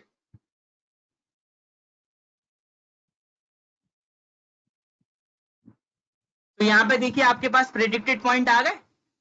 आपने क्या करा, आपने x के बेसिस पे इन y को प्रिडिक्ट करा from the slope and constant. Line number 2361। अच्छा ये देखो, अब एक बात बताओ, अगर मेरे को प्रिडिक्ट करना है, अगर मेरे को प्रिडिक्शंस करना है y की वैल्यू को, जब आपकी x की वैल्यू क्या रहे, ये रहे, ठीक है, तो अगर मैं कहता हूं ये वाली लाइन इक्वेशन फॉलो करेगी, तो भाई मेरे पास स्लोप की वैल्यू और कांस्टेंट की वैल्यू होनी चाहिए ना, तभी तो इक्वेशन बनाऊंगा। तो उसके लिए मेरे को निकालने के लिए मैंने स्लोप तो निकाल ली थी, पर कांस्टेंट की वैल्यू निकालने के लिए मैंने क्या लिया, एवरेज वैल्यू यूज करी। ये एवरेज है, ये मीन ही तो निकले थे एक्स और वाई का। मीन क्यों लिया, ताकि मेरी जो कांस्टेंट की वैल्यू आए वो सेम रहे हर एक डेटा के लिए। अगर मैं नॉर्मल एक्स और वाई के लिए लूंगा तो क्या हो जाएगी, वो हर डेटा के लिए चेंज होगी, और मैं ये नहीं चाहता हूं। तो आपके पास जो वेरिएबल निकल के आई वो क्या आई, प्रिडिक्टेड वाई। अब जो प्रिडिक्टेड वाई आपके पास निकल के आ रही है, और आपके पास एक एक्चुअल वाई भी है, मतलब अगर मैं एक डेटा बनाऊं, डेटा फ्रेम, फाइनल डेटा बनाऊं, pd डॉट डेटा फ्रेम, ये आपके पास एक्चुअल x है, ये आपका एक्चुअल x है, कॉमा ये आपका एक्चुअल y है,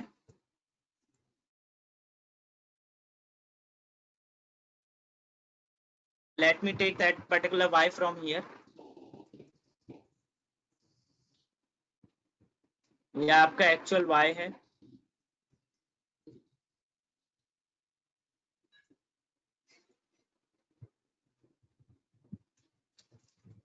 कॉमा, और ये आपका क्या है, प्रिडिक्टेड y, जो आपने प्रिडिक्ट करा है,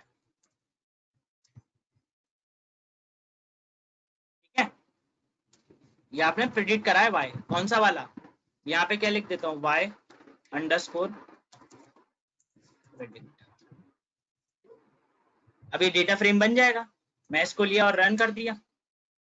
now what it is saying, data frame method का फंक्शन ओपन एंड क्लोज नहीं करा था, ये डेटा फ्रेम बन गया, मैं इस डेटा को प्रिंट करके देख सकता हूँ। तो यहाँ पे देखिए आपके इस पर्टिकुलर एक्स के जो एक्चुअल डेटा दिया था और जो प्रेडिक्टेड डेटा है वो क्या है, ये आया। अब आप कहोगे क्या कि सर प्लॉट करके देखते हैं और देखते हैं विजुअलाइजेशन के कैसा आया होगा, तो कोई नहीं, प्लॉट करके देख लो आप। तो मैं प्लॉट करके दिखाता हूँ, मैं लिखता हूँ plt dot scatter plot, scatter plot में मैं x देता हूँ, तो यहाँ पे जो x आएगा वो आएगा डेटा डॉट,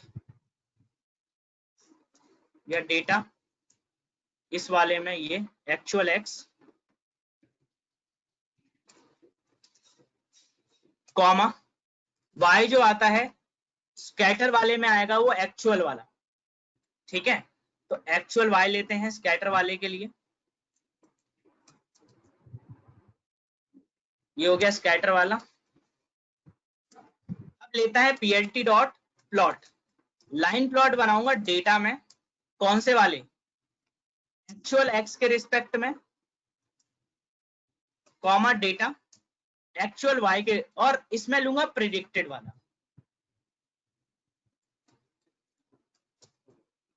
ये हो गया। और दोनों का करूंगा plt डॉट शो, तो अभी आप देख पाओगे कि हमारा जो डेटा बन के आया है वो कैसा आ रहा है। Just a second, it is saying matplotlib has no attribute called scatter, okay, scatter, scatter not scatter। तो जरा देखिए हमारे पास जो डेटा है, मैं इस प्लॉट को थोड़ा बढ़ाता हूं, मैं लिखता हूं plt dot figure fix size equal to 10, let me extend this particular figure first.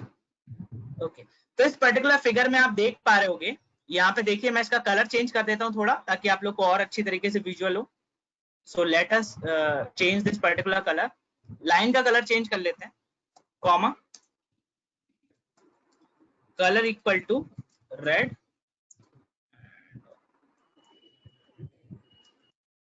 Now आप लोग जैसा कि देख पा रहे होगे, ये वाले जो डेटा पॉइंट्स हैं वो कौन से वाले हैं, आपके एक्चुअल डेटा पॉइंट है।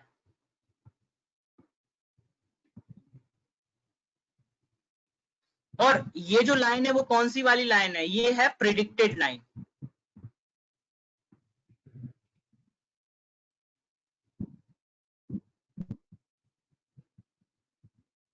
अब ये प्रिडिक्टेड लाइन कैसे बनी होगी भाई, प्रिडिक्टेड पॉइंट से ही तो बनी होगी। तो आप चाहते हो सर हमें प्रिडिक्टेड पॉइंट भी दिखा दो, कोई ना, ले लो predicted point, comma marker equal to, तो प्रिडिक्टेड पॉइंट भी ले लो, मिल गए प्रिडिक्टेड पॉइंट डॉट डॉट। तो अब जरा कंपेयर करो, देखो आपने कहा जब मेरा x1 है तो मेरा जो एक्चुअल डेटा आ रहा है वो क्या आ रहा है 3, पर जो मेरा प्रिडिक्टेड पॉइंट डेटा आया वो क्या आया 2.8।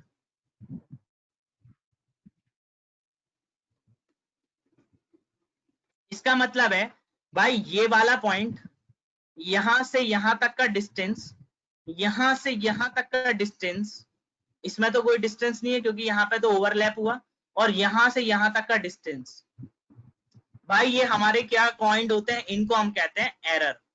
क्या कहते हैं, error. These are my error term.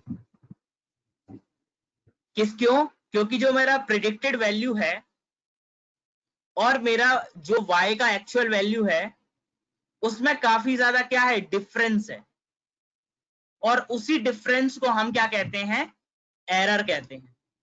क्या कहते हैं गाइस, एरर कहते हैं। हमारा ऑब्जेक्टिव क्या होता है, इन एरर को मिनिमाइज करना। So our objective,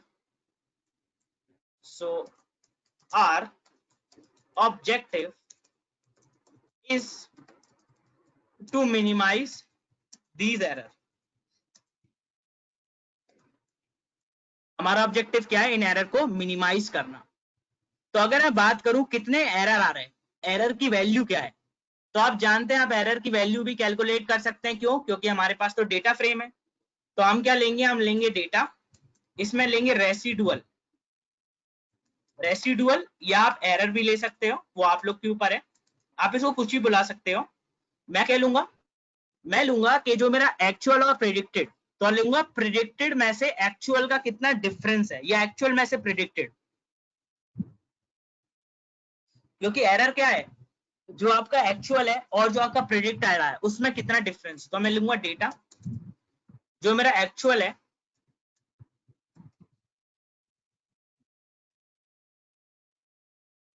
minus data जो मेरा प्रिडिक्टेड वाला है, उसमें डिफरेंस क्या है। भाई यही बनेगा ना मेरा। अब मैं डेटा को प्रिंट कराऊंगा तो आप देखना कि मेरे जो रेसिडुअल की वैल्यूज होगी वो भी यहाँ पे कैलकुलेट होके आगे। देखो जो मेरा रेसिडुअल है वो भी क्या है, नियर अबाउट ये रहा, कि इतना रेसिडुअल आ रहा है, इतना एरर आ रहा है।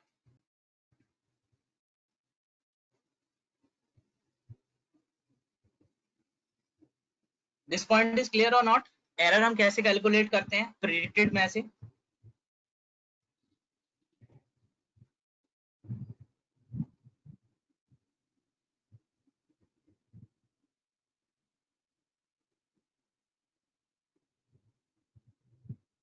यस और नो।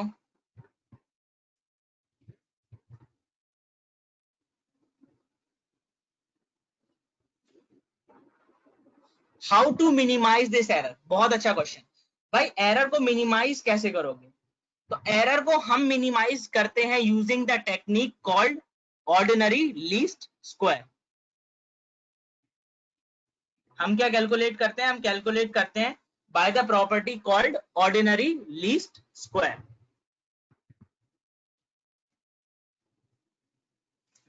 हमारा जो एरर मिनिमाइजेशन टेक्निक होती है, एरर को रिड्यूस करने के लिए हम जो टेक्निक यूज करते हैं वो कहते हैं OLS। OLS कौन सा वाला? Actual y, oh sorry not actual x, it will be actual y, क्योंकि y में से मुझे रेसिडुअल निकालना था ना कि x में से। अब क्लियर हो गया? अब एरर सही आ गया। वो एक्चुअली हो जाता कभी कभी, नो इशू एट ऑल। वो एक्चुअल y में से निकालना था y माइनस प्रेडिक्टेड y। अब ordinary least square, OLS stand for ordinary least square, और जिसका ऑब्जेक्टिव होता है वो होता है मिनिमाइजिंग कौन सा वाला टर्म? ये वाला term, y actual minus y predicted. इस टर्म को क्या करता है ऑर्डिनरी लीस्ट स्क्वायर? मिनिमाइज कर देता है। मॉड भी ले सकते हो आप, ठीक है, मॉड भी ले सकते हो, वो आप लोग के ऊपर है। You can take the mod also, ठीक है। बेसिकली यहां पर ये रहता है बाय डिफॉल्ट ये रहता है गाइस, जो बाय डिफॉल्ट इसका जो रिलेशनशिप होता है ना वो ये होता है मॉड ऑफ, ताकि जो एरर आए वो क्या है, वो इस फॉर्मेट में आए। So this point is clear enough to understand what we actually do in linear regression, yes or no?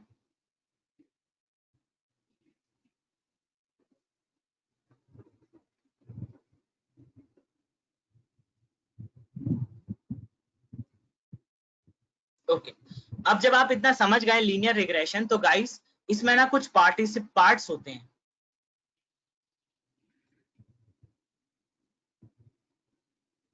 Not, it is not right. OLS कम नहीं, देखो गाइस OLS एक टेक्निक है, वो कोई वो नहीं है पैरामीटर जिस पे आप कैलकुलेट करते हैं, ठीक है। Ordinary least square is a technique to minimise this particular error. ये वो टेक्निक है जो आपकी हेल्प करती है टू मिनिमाइज दिस एरर। अगर आपको मॉडल इवेल्युएट करने हैं कि हमारा मॉडल, अब बात करता हूं, अगर आपको मॉडल इवेल्युएट करने हैं तो आप यूज जो करते हो वो करते हो R square and root mean square error, RMSE, या absolute mean square error, AMSE and MSE mean square error. तो आप इन बेसिस पे अपने मॉडल को इवेल्युएट करते हो कि आपका मॉडल अच्छा है या बुरा है, ठीक है। आर स्क्वायर की वैल्यू काफी हद तक इंपॉर्टेंट हो जाती है, मैं बताऊंगा कहां तक आती है, कैसे कैलकुलेट करते हैं, जब कैलकुलेट करूंगा तो आर स्क्वायर बता, बट मैं थोड़ी इंडिकेशन देता हूं आर स्क्वायर बताता क्या है। आर स्क्वायर आपको बताता है how close is your actual and predicted data, how close is your actual and predicted data. जो आर स्क्वायर की जो वैल्यू होती है वो 0 से 1 तक लाई करती है, बिटवीन 0 एंड 1। इसमें लाई करती है बिटवीन 0 एंड 1। तो अब अगर मैं बात करूं 0 और 1 के बीच में आएगी तो नियर अबाउट टू 1 अच्छा मॉडल है, नियर अबाउट टू 0 बेकार मॉडल है। बट नियर अबाउट टू कितना, तो वो डिफाइन करते हैं थ्रेशोल्ड वैल्यू से। बट आर स्क्वायर की वैल्यू, मतलब आर स्क्वायर की वैल्यू, चलिए इस ग्राफ से दिखाने की कोशिश करता हूं आर स्क्वायर की। तो जरा ये देखिएगा आर स्क्वायर की वैल्यू, अगर मैं इस पर्टिकुलर मॉडल की बात करूं, how close is your data, भाई आपका डेटा काफी दूर है, मतलब आर स्क्वायर की जो वैल्यू होगी वो काफी कम होगी, वो नियर अबाउट टू 0.01 से जहां तक लाई करनी चाहिए वो 0.04 तक जानी चाहिए। भाई इतना बुरा डेटा है, क्योंकि डेटा के बीच में डिस्टेंस काफी ज्यादा है। अगर ये एक्चुअल, देखो अगर ये वाले पॉइंट, ये ब्लू वाला यहां पर होता, ये वाला पॉइंट यहां पर होता, उस कंडीशन में हमारी आर की वैल्यू क्या होती, हाई होती। बट इस कंडीशन में आर की वैल्यू क्या है, लो है काफी। तो वो मैं आगे बताऊंगा, हाई और लो, डोंट वरी अबाउट इट। वो जब हम मॉडल बनाएंगे ना तब हम इवेल्युएट करेंगे। बट अभी ये था बेस स्टैटिस्टिक्स। बेसिक स्टैटिस्टिक्स आपको पता होने चाहिए कैसे कैलकुलेट करता होगा, कौन सा लीनियर रिग्रेशन। तो अगर लीनियर रिग्रेशन की बात करो तो गाइस आपको ना अगर लीनियर रिग्रेशन लगाना है तो आंख बंद करके कभी लीनियर रिग्रेशन नहीं लगाया जाता है। पहली चीज, अगर आप कोई भी किसी भी कंडीशन में लीनियर रिग्रेशन लगाते हैं तो आपको कुछ कंडीशंस पता होने चाहिए, क्योंकि लीनियर रिग्रेशन लगाने के लिए आपको अजम्पशंस पता होने चाहिए। अजम्पशंस ऑफ लीनियर रिग्रेशन के अजम्पशंस।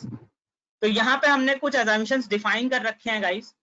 अजम्पशंस कौन से होते हैं, उनको कैसे कंसीडर करते हैं वो देखते हैं, ठीक है। तो सबसे पहला assumption, assumption 1, all x variable should have linear relationship with y। इसका मतलब क्या है, हर एक x का y के साथ लीनियर रिलेशनशिप होना चाहिए। तो चलिए मैं इसको कैलकुलेट करके दिखाता हूं इसका मतलब क्या होता है। Let me open an Excel file. मैं एक एक्सेल फाइल ओपन कर लेता हूं गाइस, जस्ट अ सेकेंड।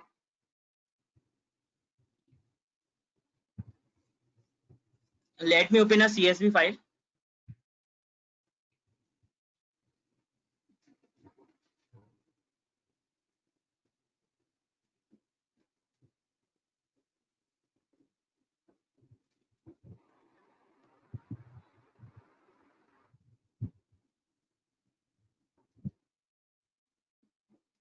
क्योंकि assumptions आपको यहाँ पर अच्छी तरीके से दिखेंगे, ठीक है।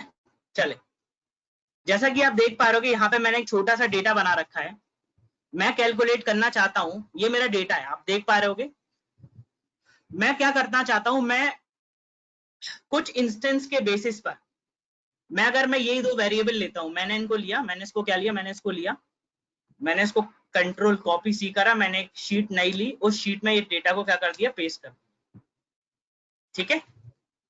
तो मैं क्या करना चाहता हूं, मैं गाइस यहाँ पर आपके सामने मैं कहना चाहता हूं कि मेरा जो y है वो मेरा रहेगा सैलरी, और मैं y को प्रिडिक्ट करना चाहता हूं ऑन बेसिस ऑफ x।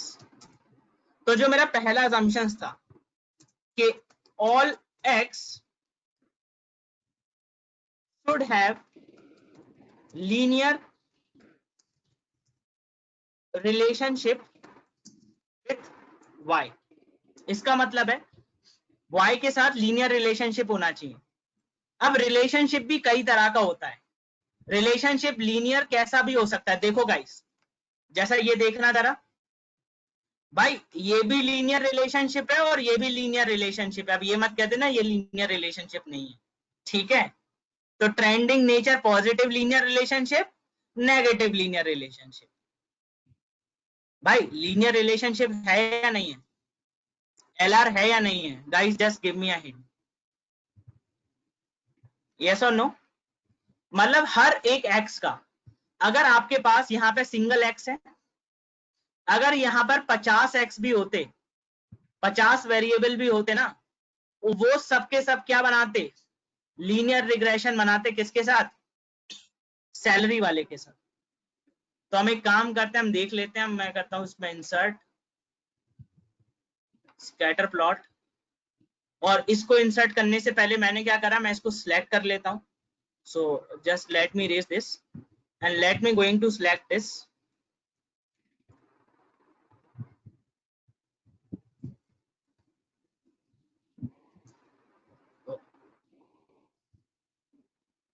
तो एक्चुअली इसमें लिखा होगा पूरा का पूरा, just a second.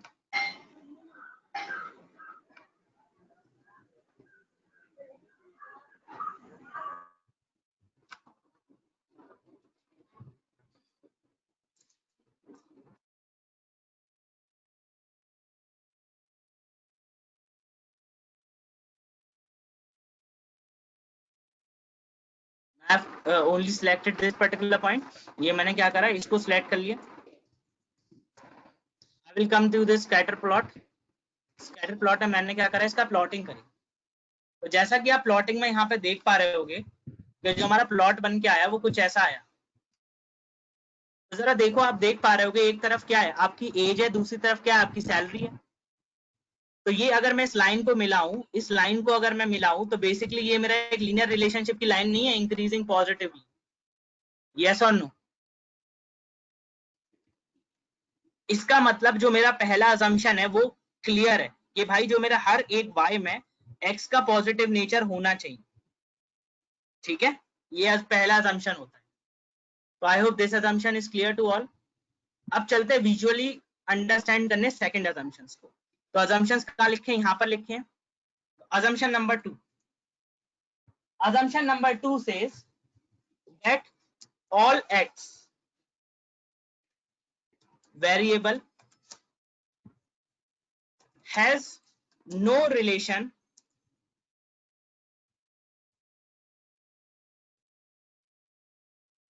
relationship with each other. इसका मतलब क्या है कि आपके पास ऐसे कोई भी नहीं होने चाहिए, मतलब दो x एक दूसरे पे डिपेंड नहीं करें।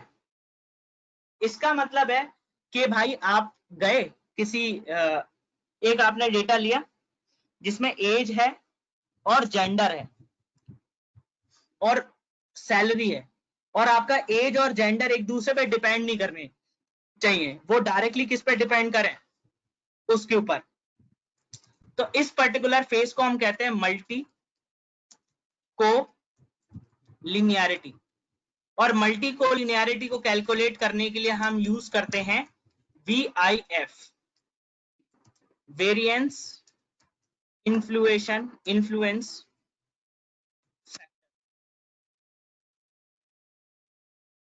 इसमें जो रूल है कि एनी वेरिएबल जिसकी VIF कैलकुलेट करके बताऊंगा जब मॉडल बनवाऊंगा, डोंट वरी, अभी मैं बस रूल्स बता रहा हूं। अगर ग्रेटर देन 10 की वैल्यू हो तो हम उस वेरिएबल को क्या करेंगे, रिजेक्ट कर देंगे। मतलब वेरिएबल वो हमारे कोई काम का नहीं है जिसकी VIF की वैल्यू ग्रेटर देन 10 होती है। थर्ड रूल, ये जो रूल्स है कि जो सम ऑफ एरर टर्म या mean of error term should be zero. अगर उसमें लीनियर रिग्रेशन अप्लाई हो रही है तो वो जीरो होगा। जीरो कैसे होगा, जरा ये देखो, जरा ये वाला डेटा देखना जरा भाई। अगर मैं इसमें रेसिडुअल का सम करूं, इस वाले डेटा में अगर मैं रेसिडुअल का सम करके देखूं, जरा देखना क्या आउटपुट आएगा। डॉट सम,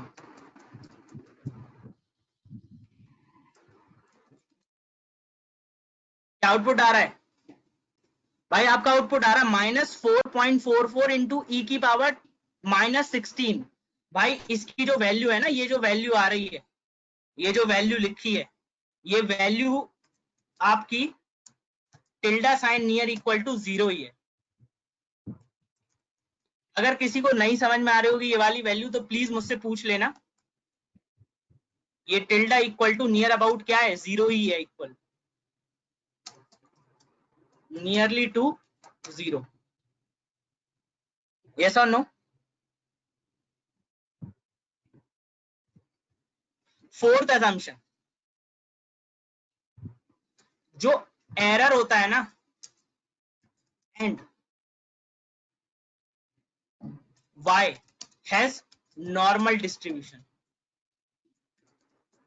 तो गाइस अगर मैं डिस्ट्रीब्यूशन की बात करूं, नॉर्मल डिस्ट्रीब्यूशन की, तो गाइस देखिएगा जरा कि जो एरर का टर्म है ना, एरर का, उसका डिस्ट्रीब्यूशन y के रिस्पेक्ट में क्या होना चाहिए, नॉर्मल होना चाहिए।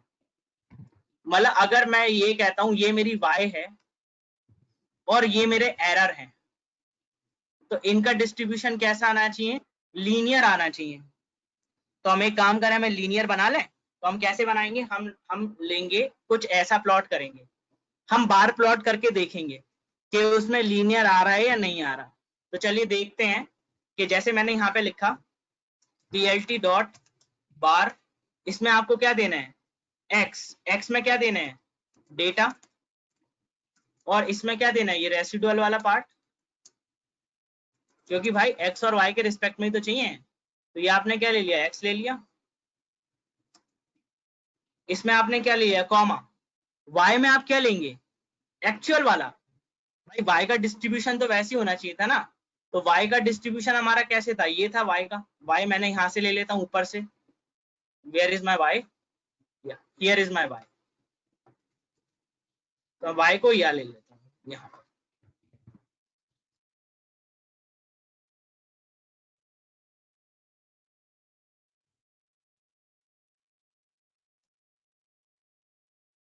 ठीक है, और PLT डॉट,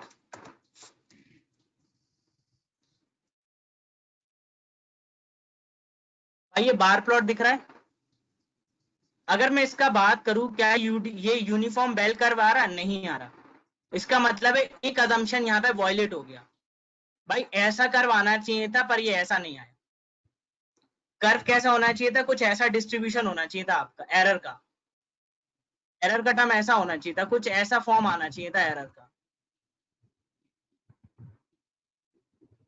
कुछ ऐसा आता, बेल शेप कर्व आता, तो हम क्या कहते हैं, ये अजम्पशन वॉयलेट नहीं हुआ, एक दो अजम्पशन वॉयलेट हो सकते हैं, सारे फुलफिल नहीं होते, कभी कभार एक दो अजम्पशन वॉयलेट हो सकते हैं, और वॉयलेट होने का इफेक्ट क्या आ रहा, भाई ये वॉयलेट हो रहा है, नहीं हो रहा, इसलिए आर स्क्वायर की वैल्यू काफी क्या आ रही थी, आर स्क्वायर की वैल्यू काफी लो आ रही थी, और जो एरर थे आपके, जो एरर आ रहे थे वो काफी क्या आ रहे थे, ज्यादा आ रहे थे, वो काफी ज्यादा आ रहे थे एरर आपके, उनका मीन भले ही 0 हो, दैट डजंट मीन, पर एरर काफी ह्यूज थे, आपने विजुअली भी देखा है, तो इसका मतलब समझ गए कि एरर का y के रिस्पेक्ट में जो डिस्ट्रीब्यूशन होना चाहिए, कैसा होना चाहिए, नॉर्मल डिस्ट्रीब्यूशन होना चाहिए।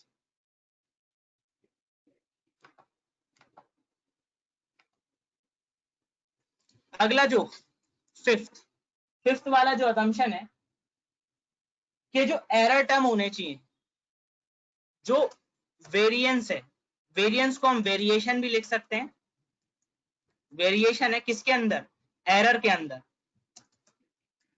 Should be constant with respect to y, y के रिस्पेक्ट में वो क्या होना चाहिए, कांस्टेंट होना चाहिए, and the last one is error do not have any auto correlation. What is auto correlation? Auto correlation ये देखो, सपोज करो आपका जो डेटा स्कैटरिंग है वो कुछ ऐसा हो गया, मतलब एरर का जो टर्म होना चाहिए वो क्या नहीं होना चाहिए, उसमें कोई ऑटो कोरिलेशन नहीं होना चाहिए, मतलब एक एरर का दूसरे से कोई ऐसा कोई कनेक्शन ना हो कि पता पड़ा एक एरर ट्वाइस हो रहा तो अगला एरर 4 टाइम्स हो गया, फिर जो उसके अगला एरर है वो क्या हो गया 8 टाइम्स हो गया, ऐसा कोई कोरिलेशन नहीं होना चाहिए, भाई ऐसा एरर होगा ना तो एरर आपका बहुत बढ़ता जाएगा, तो उसमें कोई ऑटो कोरिलेशन नाम की चीज नहीं होनी चाहिए, and the last assumption is seventh is no heteroscedasticity.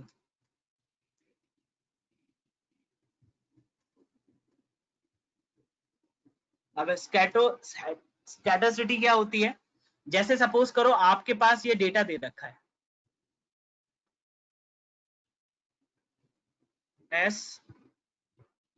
SCEDA, जैसे आपके पास डेटा दे रखा है, उसके डेटा का डिस्ट्रीब्यूशन कुछ ऐसा है गाइस, देखना जरा डिस्ट्रीब्यूशन के लिए मैंने क्या करा, मैं यहाँ पे डॉट डॉट डॉट लगा दे रहा हूँ, I hope this is visible to all, ये डॉट ये डॉट ये डॉट, डिस्ट्रीब्यूशन कुछ ऐसा है,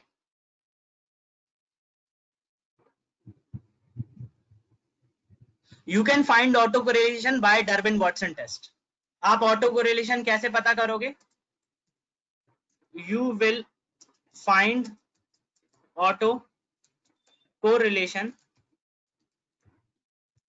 using Darwin Watson test. Darwin Watson test में क्या करते हैं आप, अगर आपके डीबी टेस्ट की वैल्यू 2 होती है, इसका मतलब है no auto correlation.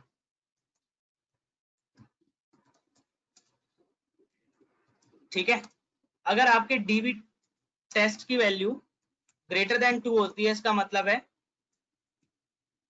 Negative. I have to check ये नेगेटिव और पॉजिटिव, बट 4 तक जाती है। db2 की वैल्यू 2 से 4 ग्रेटर देन 2 टू 4, टेस्ट की वैल्यू 0 से 2, तो ये पॉजिटिव। एक बार आप लोग चेक कर लेना, पॉजिटिव और नेगेटिव में थोड़ा ऊपर नीचे हो सकता है, बट डिफाइन यही है। ठीक है, ये DB test, Darwin Watson test कैसे निकालते हैं वो सब मिलेगा आपको, डोंट वरी। अभी तो मैं केवल अजम्पशंस बता रहा हूँ, मॉडल नहीं लगवाया। अभी मॉडल बनाऊंगा ना तो उसमें सब करके दिखाऊंगा, तो आपको समझ में आएगा अच्छा ये ऐसे करते हैं, अगर ये रूल ब्रेक हो रहा हो तो उसको ऐसे अचीव करते हैं। ठीक, तो ये हमारी क्या है, अजम्पशंस। ये क्या है गाइस, हमारे अजम्पशंस। ठीक है, ओके। अब आपने अजम्पशंस कर लिए, अब आपने क्या कर लिया, काफी हद तक चीजों को समझ लिया। चीजों को जब आप समझ चुके हो कि हम क्या क्या करते होंगे, तो अब हम स्टार्ट कर सकते हैं अपनी final approach to modelling using machine learning. ठीक है, तो आई हैव 2 डेटा, मेरे पास 2 डेटा है। एक आप लोग के लिए केस स्टडी के लिए काम करेगा, एक पे मैं बताऊंगा कैसे डेटा काम करता होगा। ठीक है, अगले पे आप अप्रोच लगाएंगे, बट उस जो अगले डेटा पे आप अप्रोच लगाएंगे उसकी डेटा क्लीनिंग मैं आपको करवा देता हूं। ठीक है, चलिए, तो आज हम देखेंगे डेटा क्लीनिंग वाले पार्ट से पूरा। तो क्लीनिंग वाले पार्ट कौन से पे करेंगे, जो मैंने आपको डेटा दिया है। तो मैंने आपको डेटा शायद ये वाला दिया था, just a second, let me fetch that particular data.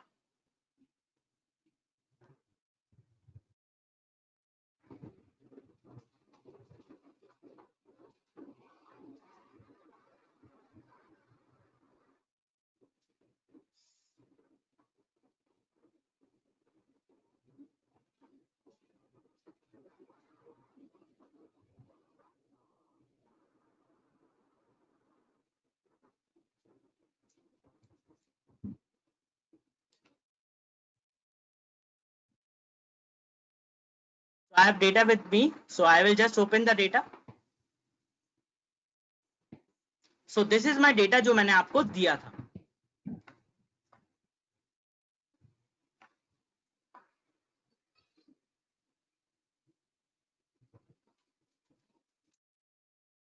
Okay guys, ये मैंने आपको दिया था। Just let me remove this NS, इसकी जगह एम्प्टी, वरना ये टेक्स्ट समझ लेता है इसको।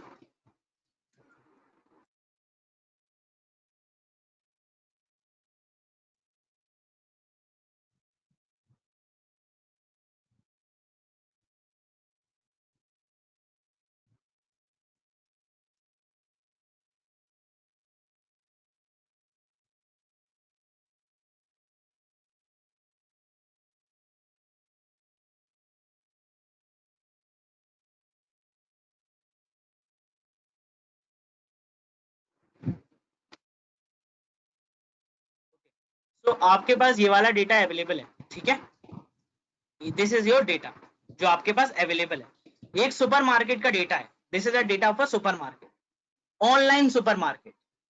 ऑनलाइन सुपरमार्केट में क्या है, आपके पास एक पर्सन की एज है, पर्सन का जॉब टाइप, उस एम्प्लॉयमेंट है नहीं है, पर्सन का मैरिटल स्टेटस, उस पर्सन का एजुकेशन, उसका एजुकेशन लेवल क्या है, उसके बाद वो पर्सन मेट्रो सिटी में रहता है या नहीं रहता, उसके बाद उसने आखिरी दिन हमारी वेबसाइट को कब साइन इन करा था, and the last column is उसने हमारी वेबसाइट से कितना अमाउंट परचेज करा है।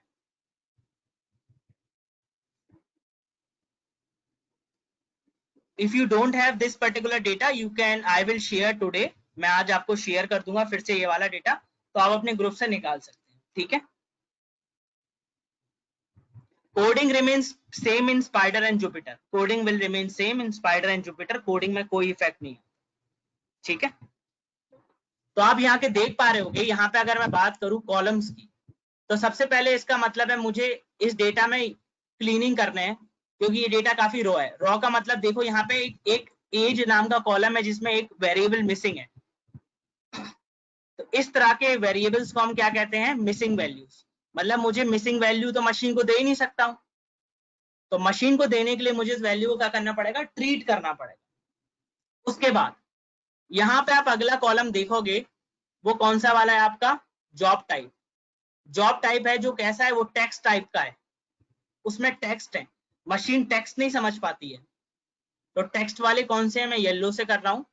टेक्स्ट आपका एजुकेशन भी है, मेट्रो सिटी भी है, और जो एज वाले हैं, एज को किससे कर रहा हूं, ब्लू से कर रहा हूं। तो आपको देख पाओगे यहाँ पे आपके पास कितने तरह के कॉलम्स हैं, ये ब्लू और आखिरी वाला भी ब्लू। तो आप यहाँ पे देख पाओगे आपको एज और उसमें आपने डिफरेंशिएट कर लिया कि आपके पास न्यूमेरिक टाइप के कितने और टेक्स्ट टाइप के कितने। अब यहाँ आपको फाइंड आउट करना है कि हमारे लिए वाई क्या रहेगा। जो केस स्टडी का प्रॉब्लम होता है वो डिफाइन करता है वाई। तो मैं एक काम करता हूं, मैं यहाँ पे आता हूँ, यहाँ पे मैं केस स्टडी का प्रॉब्लम देखता हूँ। डेटा क्लीनिंग से पहले मैं केस स्टडी लेता हूँ। जो मेरी केस स्टडी है उसका जो ऑब्जेक्टिव है is to predict the online sale purchase by a customer। मतलब मुझे क्या करना है, मुझे सेल की वैल्यू परचेज कर, मतलब प्रिडिक्ट करना है, प्रिडिक्ट करना है ऑनलाइन सेल की वैल्यू को। तो ऑनलाइन सेल की वैल्यू मेरे इस डेटा में कहाँ दे रखी है, देखो जरा भाई, ये तो है नहीं, ये तो एज है, ये जॉब टाइप है, marital status, education, since last, oh my God, ये रहा परचेज मेड। मतलब एक इंसान ऑनलाइन कितनी परचेज करता है वो दे रखी है। तो मैं इसको किससे फिलअप कर लेता हूँ, मैं इसको फिलअप कर लेता हूँ रेड से। ये मेरी फिल्डअप हो गई येलो, और ये हो गया मेरा परचेज मेड वाला कॉलम। इसका मतलब क्या हो गया, ये जो मेरा कॉलम है उसकी जो वैल्यूज है वही मेरे को क्या बन रही है, मेरी प्रिडिक्टेड वैल्यू बन रही है वाई। क्या बन रही है, वाई बन रही है। तो केस स्टडी के अकॉर्डिंग आप निकाल लेते हैं कभी कभी, ठीक है। So first of all is not my objective कि मुझे करना क्या है। अगर मैं इस डेटा की क्लीनिंग करता हूं, क्योंकि क्लीनिंग सबसे ज्यादा इंपॉर्टेंट पार्ट है। किसी ने एक बात कही है, somebody a very great person has said, data clean, if you do not clean your data well and apply any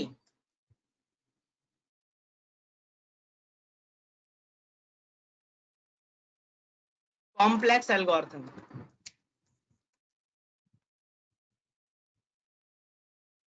your result will not be accurate। आपके रिजल्ट क्या नहीं होंगे, एक्यूरेट नहीं होंगे। आपके रिजल्ट्स क्या नहीं होंगे गाइस, एक्यूरेट नहीं होंगे। जो आपके रिजल्ट्स आएंगे वो एक्यूरेट नहीं होंगे।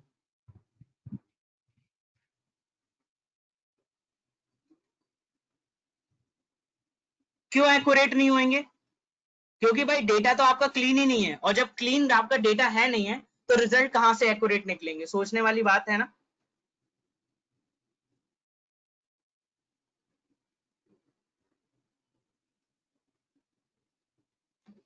अब दूसरी चीज, अगर आपने डेटा को क्लीन करा है वेल, देन जो आपकी एल्गो अगर आप सिंपल भी यूज करते हैं,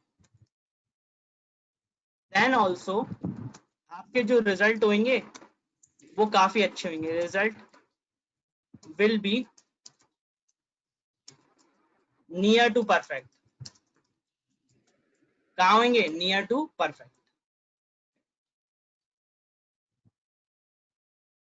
ये पार्ट आपको पता पड़ा कि जो हमारा डेटा होता है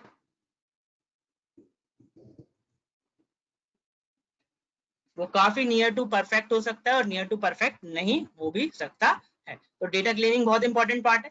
तो क्लीनिंग के लिए हम क्या करते हैं, हम सबसे पहले लाइब्रेरीज इंपोर्ट करते हैं, import numpy as np, import pandas as pd, import matplotlib.pyplot as plt। ठीक है, क्लीनिंग के टाइम मैं आपको एनालिसिस भी दिखा दूंगा, so you will get the analysis also, so don't worry about that.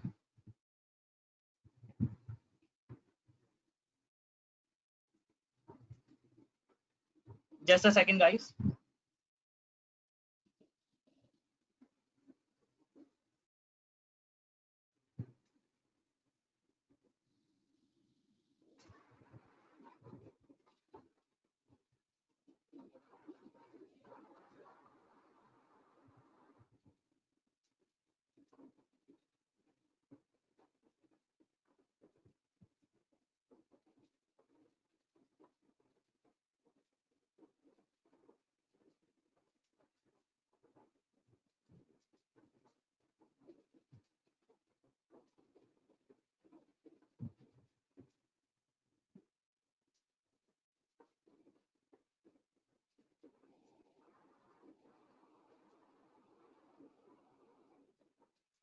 Okay, now if I am saying about 3 library हो गई और एक लाइब्रेरी और इंपोर्ट कर लेता हूँ, सीबॉन।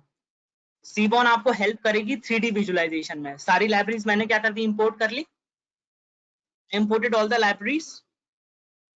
okay, if I am imported all the libraries, my first step is to import the data into my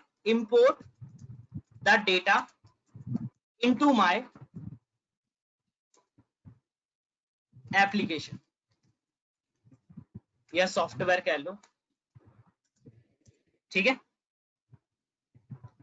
I will say data equal to dot read underscore, ये CSV file है, so I will say CSV file. I will come to this particular file, मैं इस file पे आ गया, ये वो मेरी file है। मैंने क्या लिया, मैंने इसका पाथ लिया। पाथ आप डायरेक्ट फाइल से भी जा सकते हो, आप इसके फाइल ऑप्शन में गए, you have come to this file option, ये फाइल ऑप्शन के पाथ पे गए, control C and you will provide an R stand for read mode and then the path। After providing the path, you will find that data has been imported or not, so you will say print data।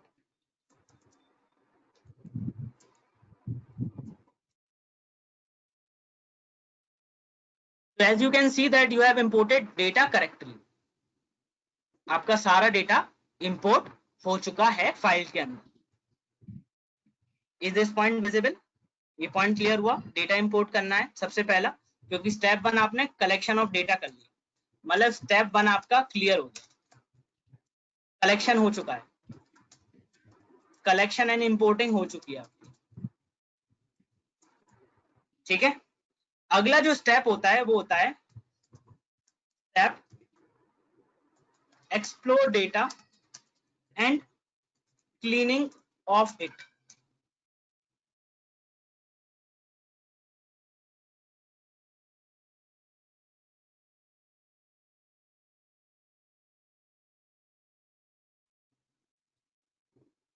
तो जो data exploring होती है वो क्या,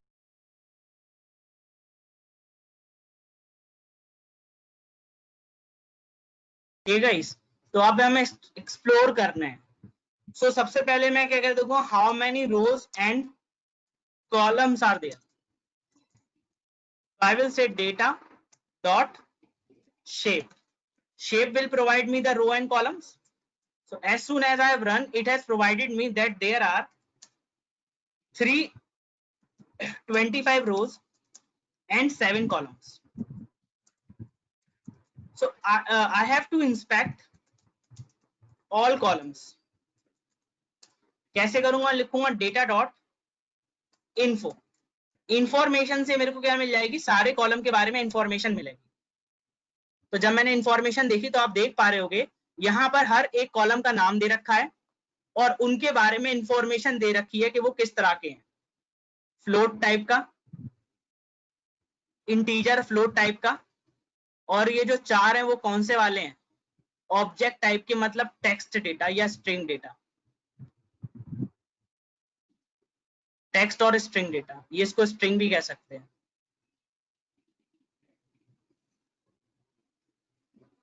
clear? ठीक है,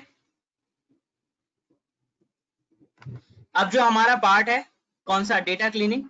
ठीक है, वो हम स्टार्ट करेंगे कल से। From tomorrow I will start data cleaning. I hope आपकी क्लास में आज को आपको समझ में आया होगा कि हम एक्चुअली में करते क्या है। ठीक है, तो कल मैं स्टार्ट करूंगा डेटा क्लीनिंग, और हो सकता है कल हम खत्म कर लें अपनी पहला मॉडलिंग जिसको कहते हैं लीनियर रिग्रेशन, डेटा क्लीनिंग के बाद। ये मल्टीलीनियर रिग्रेशन होगी। Yes, this is multilinear regression, but इसको भी मैं कन्वर्ट कर सकता हूँ लीनियर में। कैसे करूंगा that is I will let you know. ठीक है, तो आज के लिए इतना ही रखते हैं, and we will meet tomorrow same time same place. Okay, importing में प्रॉब्लम आ रही थी डेटा, तो देखो जरा, जैसे आपका वो क्वेश्चन था, यहाँ पर आपने जो वर्किंग डायरेक्टरी है वो क्या रख रखी थी? वो वही रखी थी जो मेरी फाइल वाली थी।